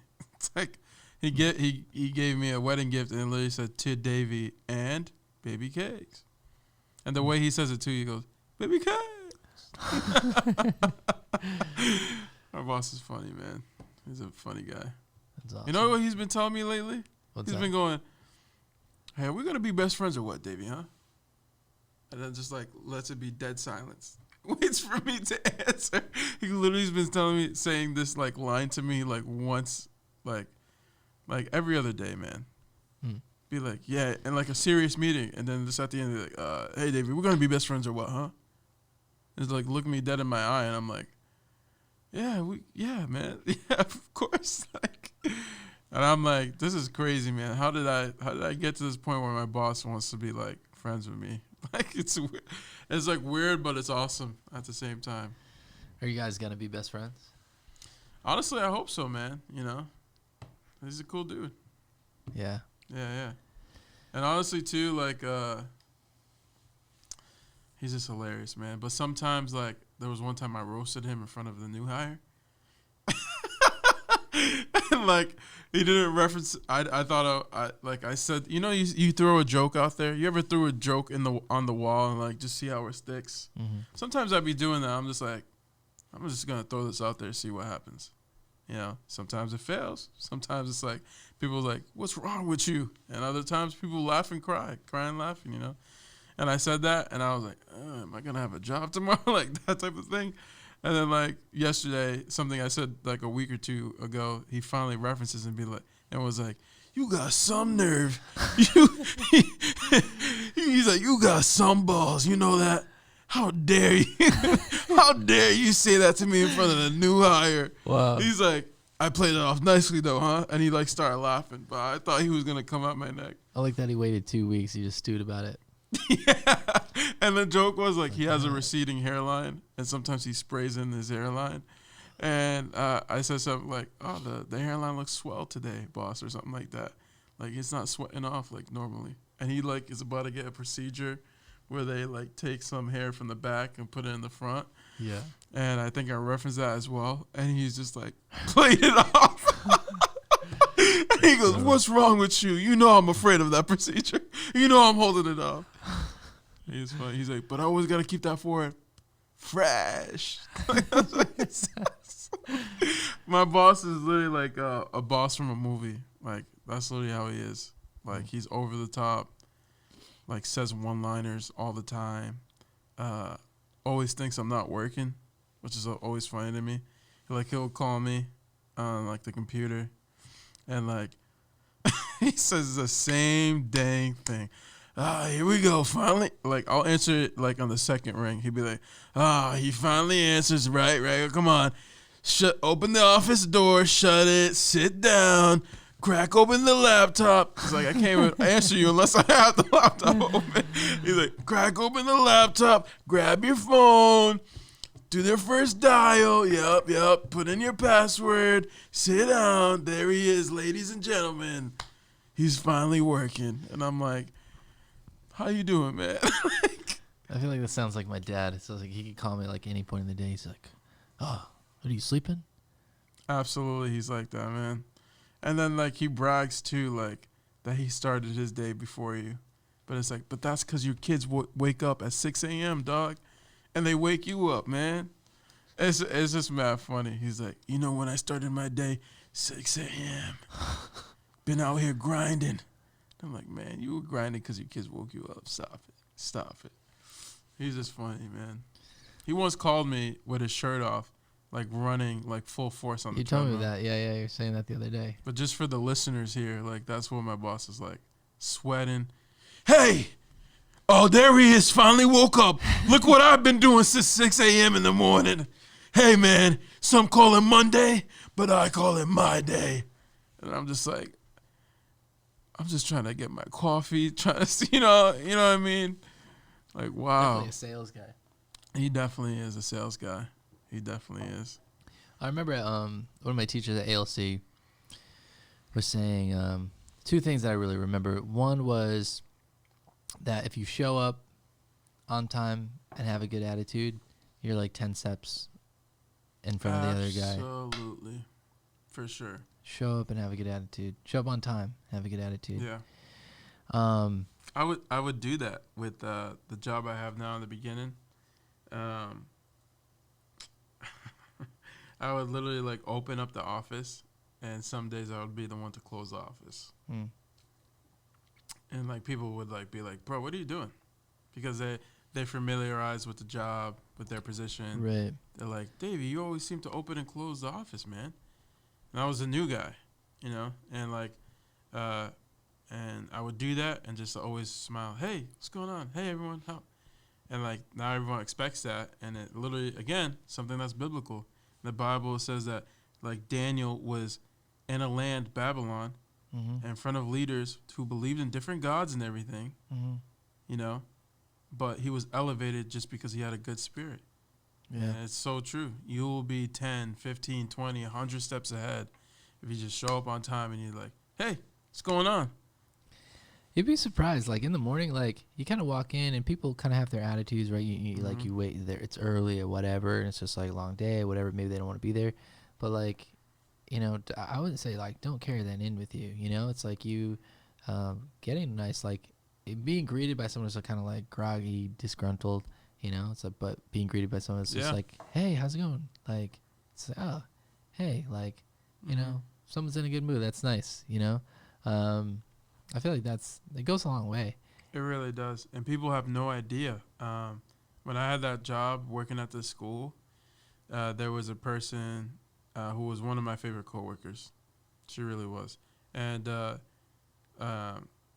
she also was like kind of like the team lead without having the title. You know, if a situation with a kid got really serious, she was always normally the one to shut it down. If the crowd of kids got too wild, she was, again, the one to always shut it down. Knew the kids so well. She knew how to work them and everything. But when all these promotions would come, she would never get it. And it was just because she had literally like, you know, some days it was like the worst attitude ever, you know. And it was like worst attitude with her coworkers, even though her coworkers like liked working with her. Worst attitude with her higher ups, most importantly, and it was like anytime they had to open a position, and she just never got it. You know, she always had an excuse, and I felt for her because it's always tough to realize that. But it's just like, dang, if you just realized, like, if you just came here with a good attitude, they would have paid you massive amounts of money. Yeah, it's like in value. If you have someone that people like, you know, they feel like you're approachable, especially like if you're in leadership, you know, and they can go to you. You know, you show up on time, even like staying late, you know, it's just like, if you're in a small place and I feel like it doesn't take much to be recognized. No. Like you don't have to go that much further to be like, wow, like, man, that person's like always staying late or putting in extra time. Like that person never is going to let a project go late. That person always has a good attitude. You can count on that person. Person's taking notes all the time. Yeah. You know, it's so easy, too, to get wrapped up in the culture that's around you.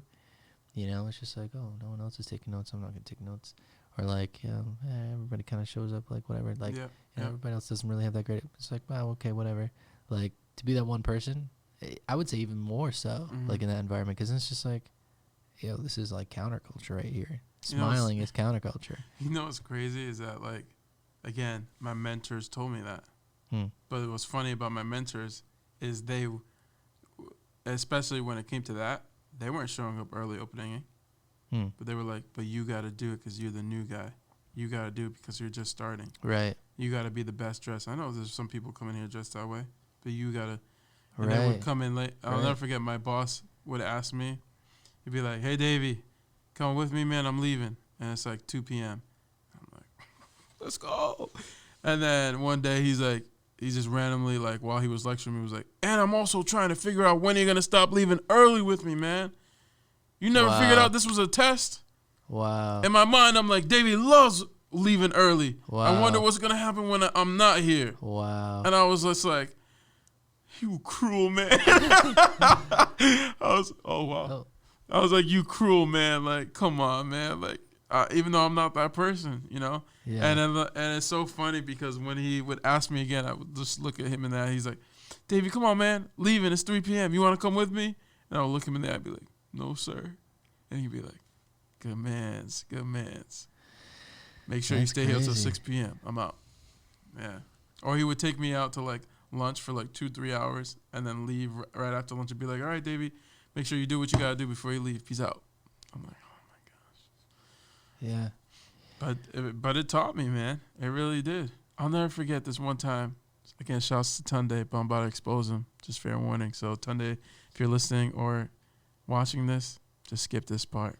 So I'm about to expose Tunde real quick. I'm going to expose Olatunde Unuyingbo. Had to say his full name just real quick. Out of respect. So my first day at the job, he goes, "Hey, Davey, I'm going to drive you in, bud. I'm going to drive you in." Picks me up from my house. He goes, "Oh, I'm sorry, man. I'm running a little late. You know, I woke up a little late, whatever." And he comes in. He's like, "All right, hey, let's stop to get some breakfast and everything." We get breakfast. I was supposed to be there, I think, at like 8 or something, or maybe 9. And I ended up getting there like 9:30, 9:45. Heavy traffic as well. So heading to like a job in Boston. And kind of get, lectured a little bit at the end of the day. Not too heavy, but my boss being like, "Hey, man, just make sure you showed up on time." And I'm like, "Hey, man, like, Tunde brought me, And he's like, "Yeah, just make sure you show up on time." And I'm like, "Is not people not hearing me? Like, I didn't drive myself to work today." And I think that day also, my boss was like, "Hey, it's 3 p.m. Leave with me, man." I'm like, "Tunde, come out soon." Like, leave it. And then later in the car ride, Tunde's like shaking his head. He's like, "How could you show up late on your first day?"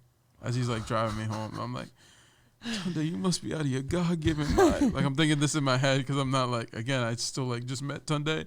And I'm like, this guy must be out of his God-given mind. Like, you're the one that drove me. Your idea was to go get breakfast. Like, come on. And I told him, like, "But bro, like, you drove me." He's like, "Nah, man. You should have been on me to be like, yo, you better show up. If you're not here at this time, I'm driving myself."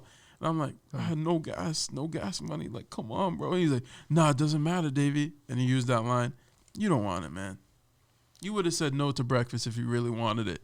And I'm like, "Huh, bro? Like, come on." And then that was the last time, like, he ever drove me.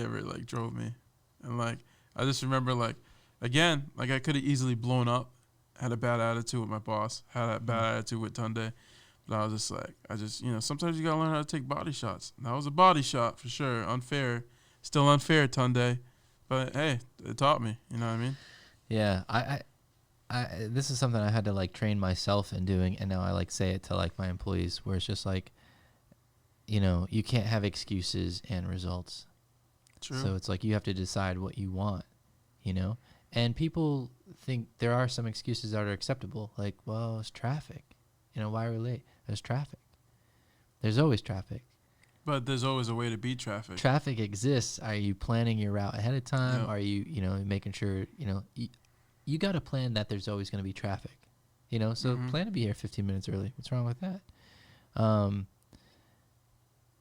But I just hear it all the time. It's just like excuses, just kind of like, it's like the natural way of like thinking. You want to like excuse yourself out of responsibility. And I find like sometimes too, if someone drops the ball and then they don't take 100% ownership of it, to me, what I realized lately is like that communicates to me, you can count on this happening again.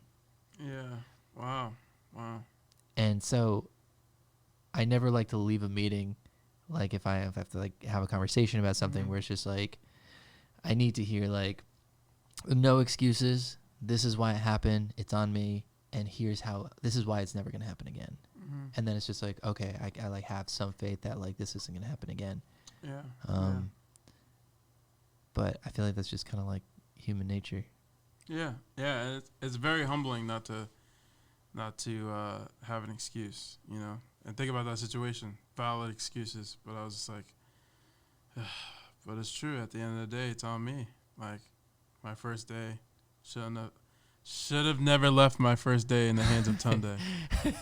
It should have been like, me. you know, some form of anxiety too. Like, oh, it's my first day. Like, what are we doing? But I can see that you kind of trusted him. Yeah. He's your friend. He's your mentor. I did. Also, I was like, I don't want to drive 90 minutes to Boston in traffic, you know. But it was just like, again, how do I beat traffic?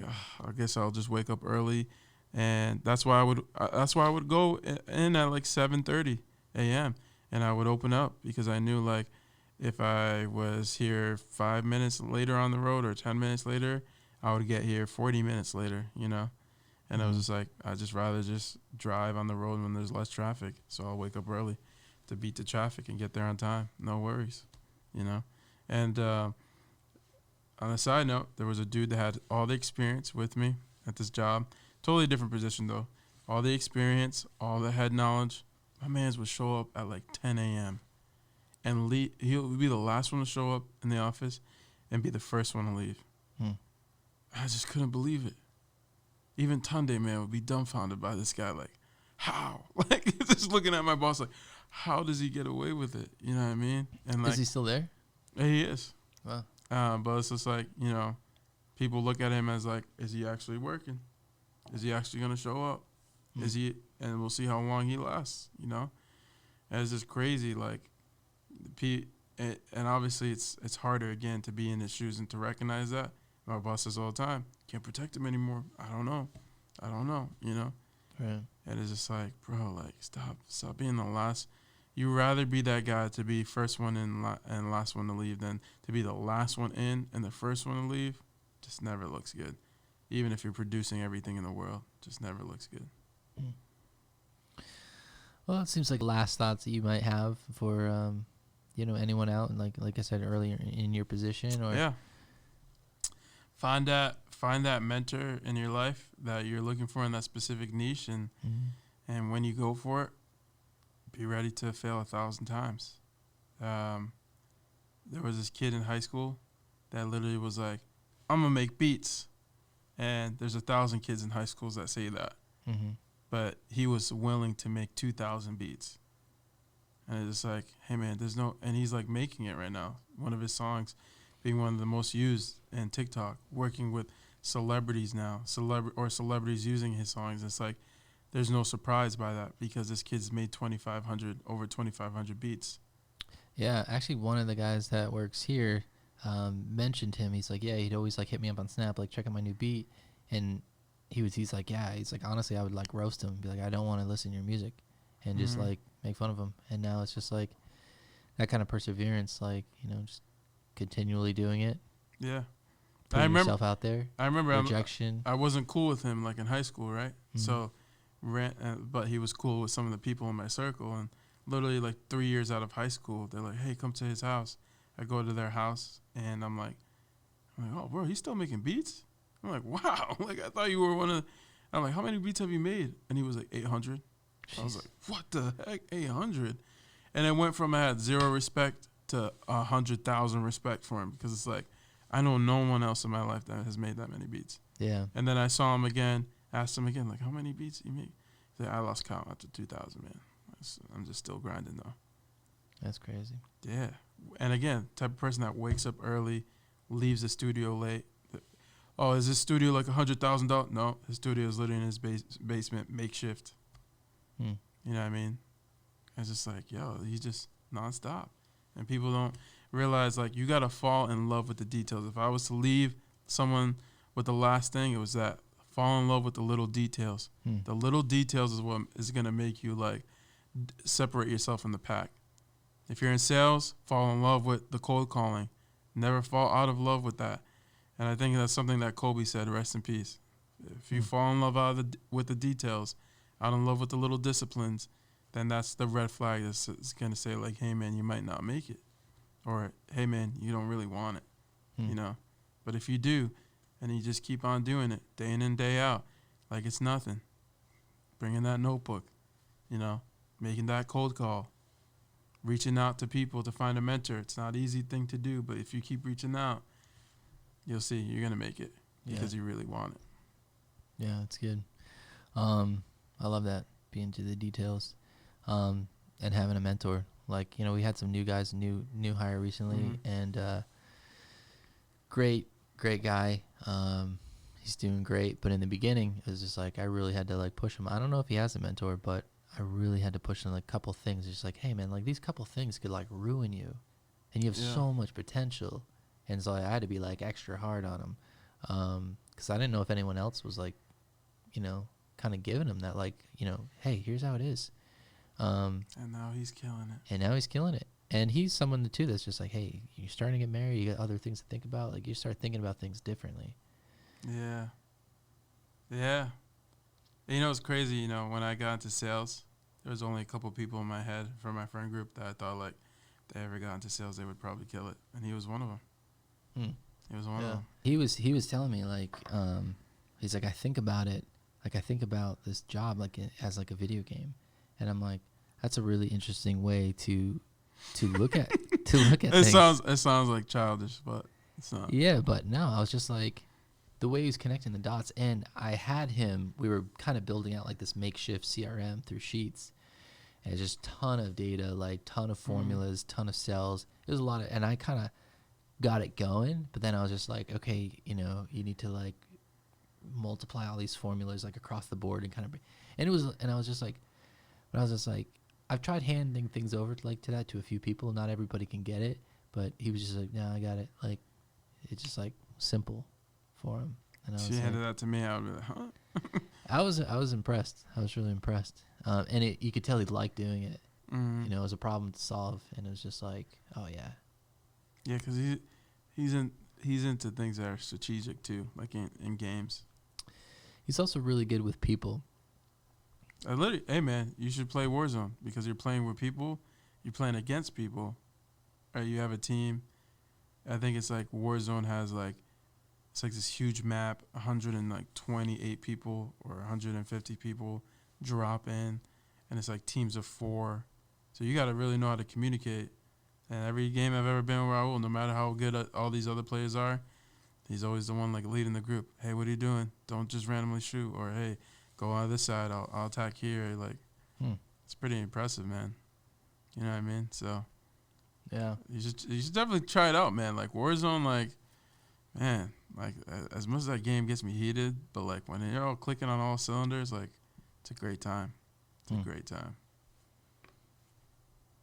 Yeah, I've never been too much into gaming, but maybe one day. It's like, it's fun, like, yeah, but with that game, like, it almost forces you to be a competitive gamer, like, because like, the first few times that you drop in, like, you only have one life, so like you die, you get sent to like a thing that if you win that 1v1 with some random dude, like you can come back into the map, and your friends don't have to buy you back. They can buy other weapons and other things that will make it easier for you to win or whatever. But like, it like forces you to be strategic. Like, so like the first couple times that we're playing rounds, like it's like funny, like, oh my god, I got sniped, or like there's some hilarious stuff. But then you get to a point where it's like, all right guys, let's get serious, let's be strategic, let's get this round. And it's like, especially like the map, like there's like a red zone that comes in, and it gets smaller and smaller as the time duration goes by, forcing you to encounter more and more people. Oh, okay. And it's like, I'll never forget the first time. Like I played with a couple of my friends to get me my first win. Bro, it was like intense because I didn't know that's how the game was. And it's like, you start like in the beginning, like just talking about life, like almost like having your own mini podcast with your friends. So when the circle gets smaller and smaller, you just stop talking because it's like, I got to hear, like, because the game too, you could hear people's footsteps. Yeah. If the person is in a little bit in the red zone, they're trying to run out of it, like they start coughing, and you could hear their person coughing, and it's like, so the intensity just like ramps up. It ramps up heavy. It's crazy. It is crazy. But then when you win, you're like, yeah, let's go. I've never played a game. No other game has gotten me like that. You know what I mean? Especially like working with friends together like that. Like I'm telling you, man, it's a crazy time. Yeah, I think we're wired like that. Like, you know, you want to win. It's almost like survival in a way. It's almost, again, like what we talked about in the beginning. Everyone's seeking that. Everyone's seeking community. You know, and I don't think, like you said this earlier, like it's young people. Sorry again for the burps, guys. We only got sparkling water here. Sparkling water, Blue Drop. It's actually Blue Drop water too. Really? Yeah. Oh, man, that's the Blue Drop goodness. Shout outs to them. Shouts out to them. Bubbly. But it's like even older people, no matter what area of life you're in, you know, age, you're always going to seek that community. You know, that's why people are into sports. You know, you find out that a person is into the same team that you're into. What happens? Like the guard drops down. You start talking. You start being like, you know, there's some formality when you barely know the person, but because you love the Celtics, you know, or you're into the same guitar, or you're into watches, you know, it's like even though we're not the same age or we don't come from the same place, like all the walls come down, you know, and people are always seeking that, you know, and that's why it's like there's something special about always having a team or a business that people are in, you know, and like you just have to trust that, like, and not trust, but just know, like, you know, they want to be a part of this, you know. And it's easy to sniff out when they're not, because you could easily see that. But it's harder to notice that, like, oh, they really do. They really are trying. You know, you really have to look to, like, notice that stuff. Yeah, I think Bryson's been, like, really kind of impressing that on me, that consultant we've been working with, where it's just, like, you know, people want to be part of something bigger than themselves. Where he's just like, man, I don't like pay my people like crazy. Like, I'm not doing like crazy. Like, and he's like, you know, but we'll go out.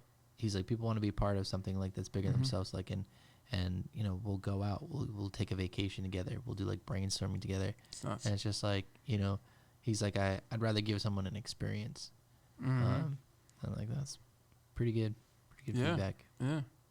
You know, so it's like, but a lot of leaders aren't willing to do that. I've seen it many a times. It's like you don't want to get close to the people that are with you every week at all. But like, you know, I've had people on my team that maybe have gone to my house a little too much. But it's like, you know, they look at me as more than just a leader, like a fam. You know what I mean? And I love that, you know. But it's like, again, that's like, all that's easier said than done. Like what happens when you're a little bit tired?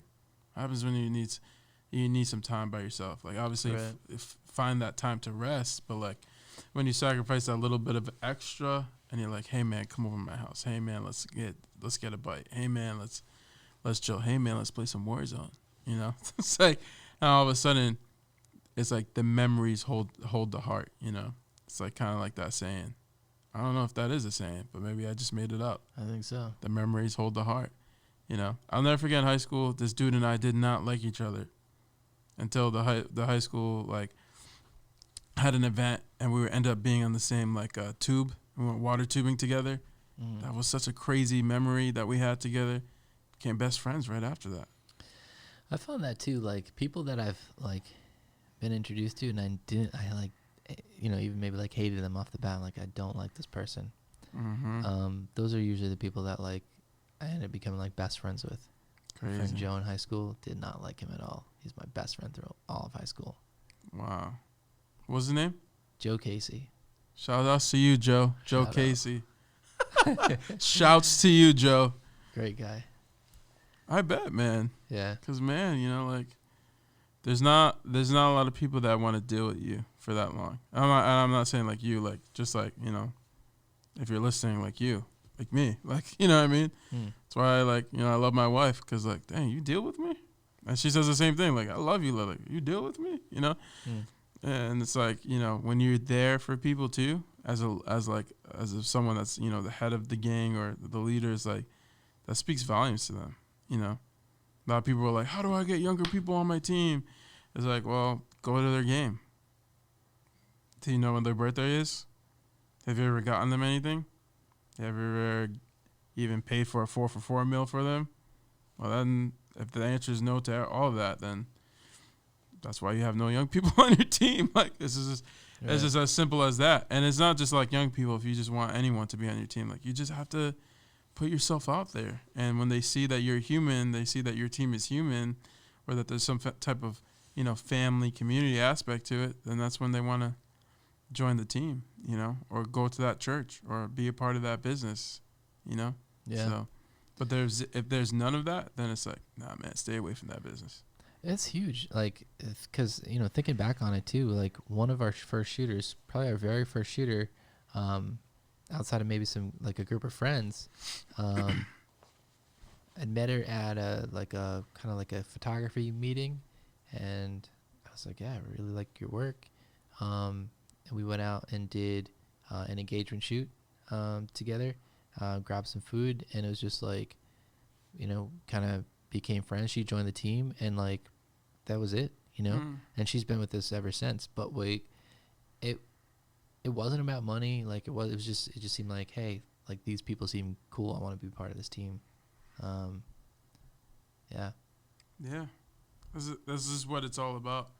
I think like if you, to keep yourself in check as like a leader, you have to remember those moments when it was you. You know what I mean?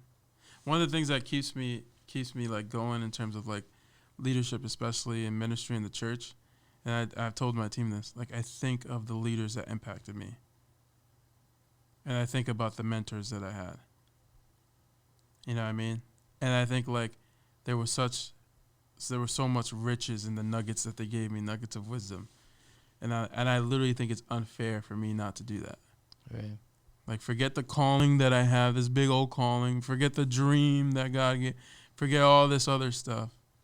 It really drives me at the end of the day, besides, like, Jesus, is, man, my youth leader was really there for me when I was in middle school.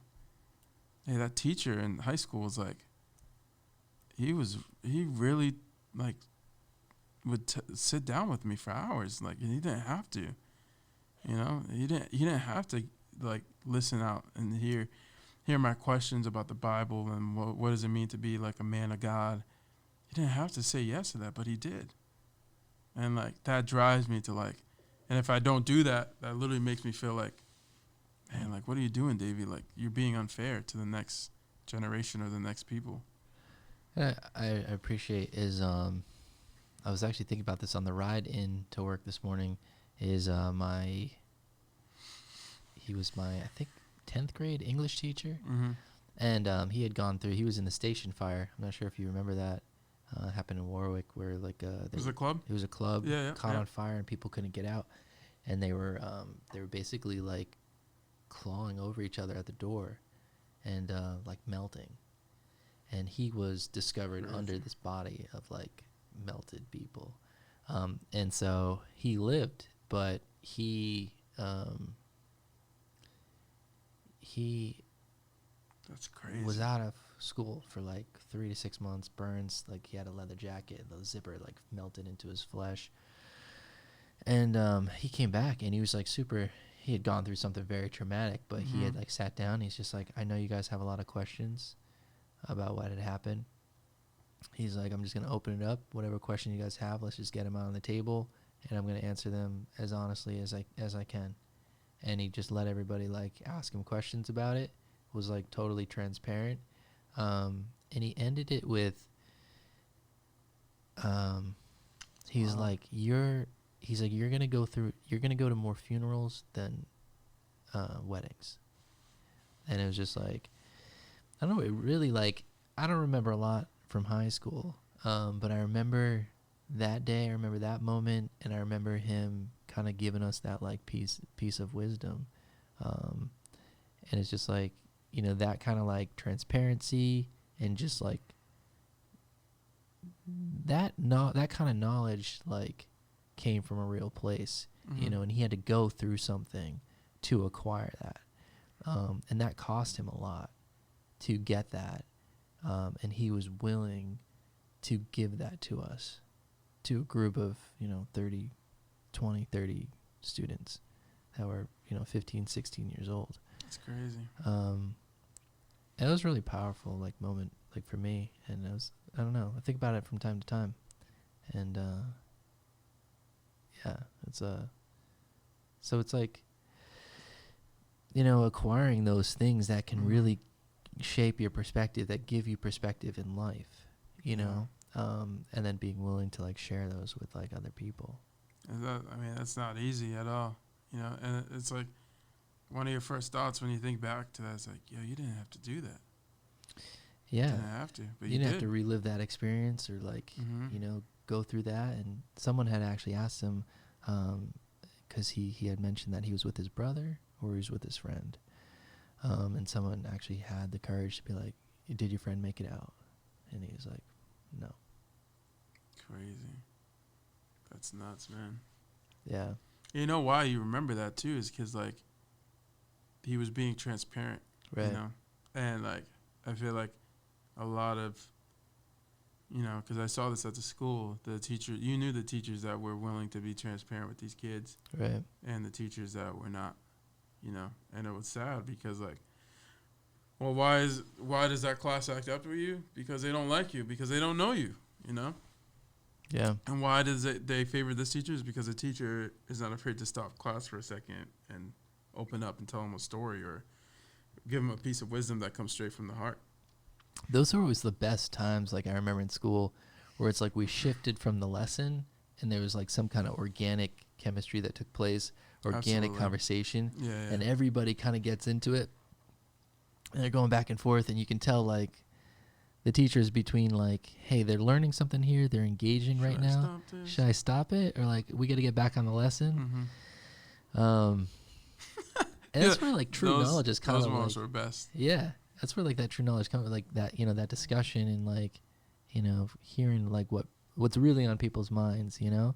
Being willing to like listen, invite the conversation, not be afraid of it, and, be okay with it. I mean, that's always when I was just like, yes, like I'm learning something right now. Because I don't think people are against like school or education or developing. Like, I feel like they want all those things. Sometimes, like, too much structure can kind of almost work against that. Yeah, and at the end of the day, it's like, you really have to find not that balance, but that rhythm of when to bring in the structure, when it's to be a little loosey-goosey, because, like, I think about it even for, like, my team. There's some of them that, not some. I mean, I think about it for my team, like, imagine if I just always had a structured meeting. Like, no one would ever want to come to these Tuesday night meetings. Right. But once in a while, let's go bowling, guys. Or, hey, like, let's just watch, like, a movie together. Yeah. Or, hey, like, just come over to my house this week, That's really good. I actually saw that, like, when you guys were going out for youth, and you guys were going bowling, and I was just like, I got to do that. I got to do something like that, We do, like, a Monday night debrief from the Sunday before, and I'm very much like, sometimes I'm like, I'm not really feeling this meeting, but I'm like, no, consistency is important. Like, if I just say, if I say, no, we're not going to do it this week, one time that kind of opens the door, like, we don't have to do it this week, and then it kind of falls off. And they're not always like life-changing meetings or anything like that, but it's just like, hey, we met, we talked, what's good, what's bad, a little bit of improvement. I don't want to like waste anybody's time, be there for too long. But I did see that on your stories, and I was just like, that's I got to do that. Like, that's something I'm thinking I need to incorporate that here. And then also, like, the church, it shouldn't just always be like about the. Yeah, I always think like, it's better.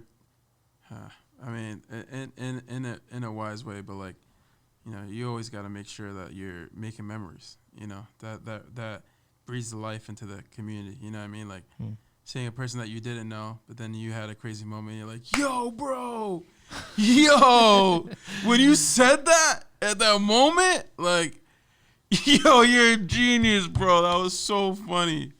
And like, or like, hey, we just show up here every day, barely know anyone. But like, when you go out, when you hang out, you start having stories, you start having fun. That makes the whole atmosphere better. It really does. And it makes the community better. It makes it more feel like what Jesus said to the disciples, like looking around like, you're not my servants, guys. You're my friends. Yeah. You know what I mean? You kind of want to. Why did he say that to him? Was Jesus being like so like super deep? I mean, sure, but probably like, guys, I spent 3 years of my life with you guys. Remember this memory? Remember that healing that I did? Yo, like I was spitting the guy's eye. Like That it was was weird. nuts. I don't know what I was doing, but Yeah, like why did I decide to do that? I don't know. why did I Like, do that? and they all like probably laughed and like he probably just looked around and was like, "You guys are just my friends, man. I knew what was coming." Like Jesus said the greatest love is when a friend gives his life for another friend. And he did that for his friends, you know? So it's just like, you know, he knew the power of friendship. And like that's kind of how that's like good. like I respect like friendship so much, you know. Like I think like it's not. I think it's one of the most important relationships that you can have in your life. Is a good, you know, grade A premium friendship. Yeah. You know, FDA certified, baby. Yeah. You know what I'm saying? And it's just, and honestly, like, you know, I thank God for some of my friends. I have a friendship that's been, you know, over 20 years, 22 years. You know, I have other two friendships that I have is, you know, that are like 16, 15. Some that a lot that actually are coming on 10 years. It's like, you know, it's like crazy the references that we could say, you know. Why is an inside joke an inside joke? It's because it's a memory. You know what I mean? You had to be there. It's true. I feel like that's like true currency too, you know, like friends and you know, making memories, things like that. Like it's cool to, like, you know, having a successful business, or like, you know, it is like, you know, people say like it does get like empty, you know, where it's just like it's great accomplishing things and kind of see, I'm very much about like, you know, what can we build? How big can we build it? You know, and going for it and that kind of thing. But at the end of the day, it's like, you know, it's not everything. It's not everything, you know. And there's just some things in life that are everything. It's like, man, it's hard to find a good friend. Yeah. It really is. It's hard to find a good mentor. I mean, it's hard to find a good wife. Yeah. Friendship currency, as you're saying, I was saying, you know, everything that's like, yeah, everything is like, that's like worth having is rare. I feel like all the good things are rare. Yeah. And, you know, and people out there may be surprised of how non-materialistic it is. Like some of those things that are like very rare. Like, and I didn't realize how rare some of my friendships was until I was like getting older and meeting people like, they were like, what? Like, you're still friends? Like, even people from like in middle school, finding out I'm still friends with like the dudes I was cool with in middle school, and they're like, huh? Like, you still hang out with them? It's like, yeah, you know, been to all their weddings, seen them get married. Some of them have kids. Yeah, it's weird to see all that, but like, hey, man, like, it's crazy that I was there, but it's also crazy to see how they've grown. You know, like, we're not the same dudes from middle school. Thank God we've grown. Yeah. You know, and like that's rich right there. You know, and then also seeing them have their own businesses, and then seeing some like fail again and again and again, and then become successful, and it's awesome, man. You know.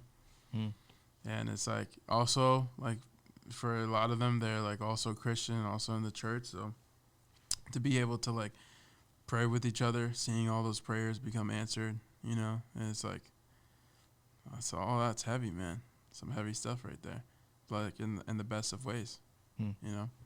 And I honestly tell parents this all the time, right? Because me and Jenny work with a lot of preteens and teenagers and everything, and we love it. And their parent, you know, some parents come up like, how do I have a kid? You know, my kid, like, you know, I don't know, you know, how to. I'm just trying to get them connected. I'm, you know, like, can they become like you one day or something like that? And I'm just like, honestly, I'm here because like, my parents prayed, the church, leaders and mentors, and then sometimes I'd be like, yo, I think they need some good friends. I think a great friend is just as important as a great mentor or leader in your life. How did I get married? Part of that was because I had a group of like 15, 20 guys that were on the same mission. You know, I want to save myself to marriage. I want to find the girl.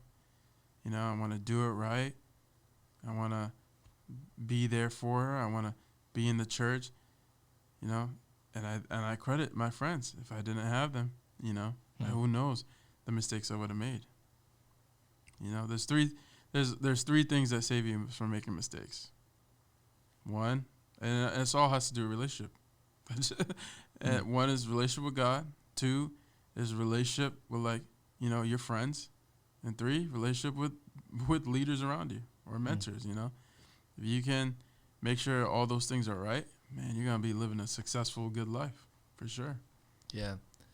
To that point with the parents, there is I feel like parents are anxious, when they start to see their kids get to probably any milestone, but they're anxious, I feel like, at that age, because, the kid is probably starting to, grow up a little bit, and that's probably the time where it's just they're trying to get out from their parents, And a lot of the things that they're exploring is more physical and more adult, And the parents are someone help my kid. Yeah. And the kid is smarter, the kids are, the more they grow up, especially in the day and age we live in, they're getting smart real fast. Yeah. Kids are way smarter than I was at their age. That's for dang sure. And I know that because just look at the culture, the things culturally that they know, or things that are sexual that they know. They're catching on to this stuff at 5th grade, 4th grade level now. Rather than ninth grade. Maybe when you were in high school. And then middle school when I was younger. Now it's at literally that type of age. And parents don't realize that. They think it's still when they were younger. Right. And I think that's kind of the mistake that they make, where it's no, you may need to have some real conversations sooner than later. Yeah. But I think that's a good point. It's that relationship that kind of keeps you in line. Mm-hmm. Even back to that verse you were saying, plans fail for a lack of counsel. Mm-hmm. It's something I've during this last season of prayer and fasting, was something I was just I need to get more mentors.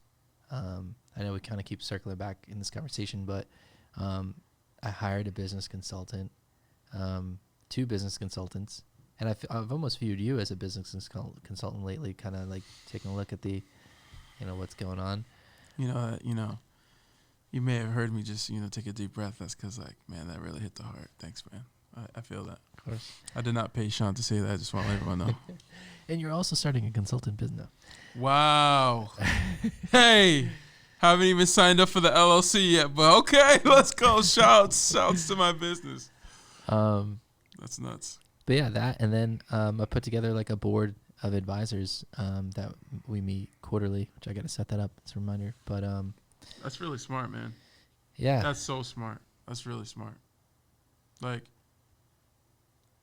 I think about this, and what's crazy is the main stories that people like to share in the Bible and to preach about. It amazes me how many times that people don't share the story either before or after that main story. You think about Solomon being so wise. You ever heard the story of his son? No. Literally his son. Think about this. Majority of the Proverbs were written by Solomon. Mm-hmm. And these were all letters to his son. I think his son, I'm going to butcher his name, but it was Rehoboth or something like that. Huh. And I know that's a town in somewhere in New England or Rhode Island. But it almost begins like that. Those names are long in the Old Testament, but Rehoboam something, that's his name, Rehomi or whatever. And Solomon's writing these letters. These letters are we read them as a random, not random, but these, this is a book in the Bible. Wisdom, yeah, snippets. But to this kid, this is a letter directed to me by my dad. And one of those was, in the midst of many counselors is wisdom. And another one is, hey, if you are in the midst of many mockers, many times in Proverbs it says that's not going to lead to a good path. Yeah. And his son becomes king one day. And instead of listening to his father's counselors, he ignores all of them. He goes away from them to decide something for 2 or 3 days. And when he comes, what's the thing to decide was, hey, now that your dad is gone, like, will you lighten our taxes, or will you give us more? And the people were crying for less taxes. And his friends were mocking the people and saying, "You're king, bro. Don't listen to these." And his advisors, his dad's advisors, were saying, "Hey, man, like, maybe you should listen to them." He spends 2 days away from them, and all this time he's with his friends who are mocking, and the people that were asking for less taxes. He comes back and goes, "Hey, we're gonna double your taxes, triple them even," you know. And just like that, the whole kingdom becomes divided, and it's a civil war, and it never comes back together again. So your dad writing you these letters, giving you all the answers, while he was reigning, the kingdom was as best it's ever been. Its borders were stretched out and extended to the greatest it ever will be, had the most peacefulness, and just like that. Yeah. You know, one decision. And I think about that a lot because it resonates with me, just because of, like, well, everything my dad has done and the amount of times I haven't listened to him. You know what I mean? I think about that story a lot, man. You know, and people, again, like, yo, if you just let the Bible give you some context to some of these big old stories, whether you read, like, how the story become, like, read the beginning, or not the beginning, but before the beginning of the story, and read the aftermath of the story, you know? Everyone loves to talk about Solomon, wisest king, but, like, his son could be you know, is in the argument for the most foolish king ever, you know? Wow. And it's like, yo, Proverbs is a book that we read, but literally Proverbs was a book written for him, and he still didn't listen to it. And it's just like, man, it's, like, really deep, you know? Yeah. Yeah, I feel like that could have, you know, our fathers too are probably like the first model, you know, going into life, for good or bad. But that was something that, like, I saw, like, my father definitely modeled for me. He was a business owner as well, a small business owner. He really modeled, I would say, like, excellence. You know, he was a super hard worker. I feel like that's so true. Like, you know, especially, like, you know, fathers are probably like the first mentor that we have in life. Absolutely, yeah. You know, and they're modeling certain things. Maybe that's a story for another time. We'll have to get you back on the podcast. Yeah, man, we'll love it. We'll love it. As we're gonna wrap and get some food. But thank you so much for coming on and speaking, and looking forward to kind of seeing your growth too as you continue on in this job, and you know, some other things that you got planned. So yeah, I'm excited. Likewise, brother. Likewise. All right. Well, thanks again for tuning in for another episode of Moving the Mountain, a Creative Leadership Podcast. If you have any questions, make sure you subscribe, and you can fill out some questions and comments, whatever you got. Thanks so much, and we'll see you next time. Peace.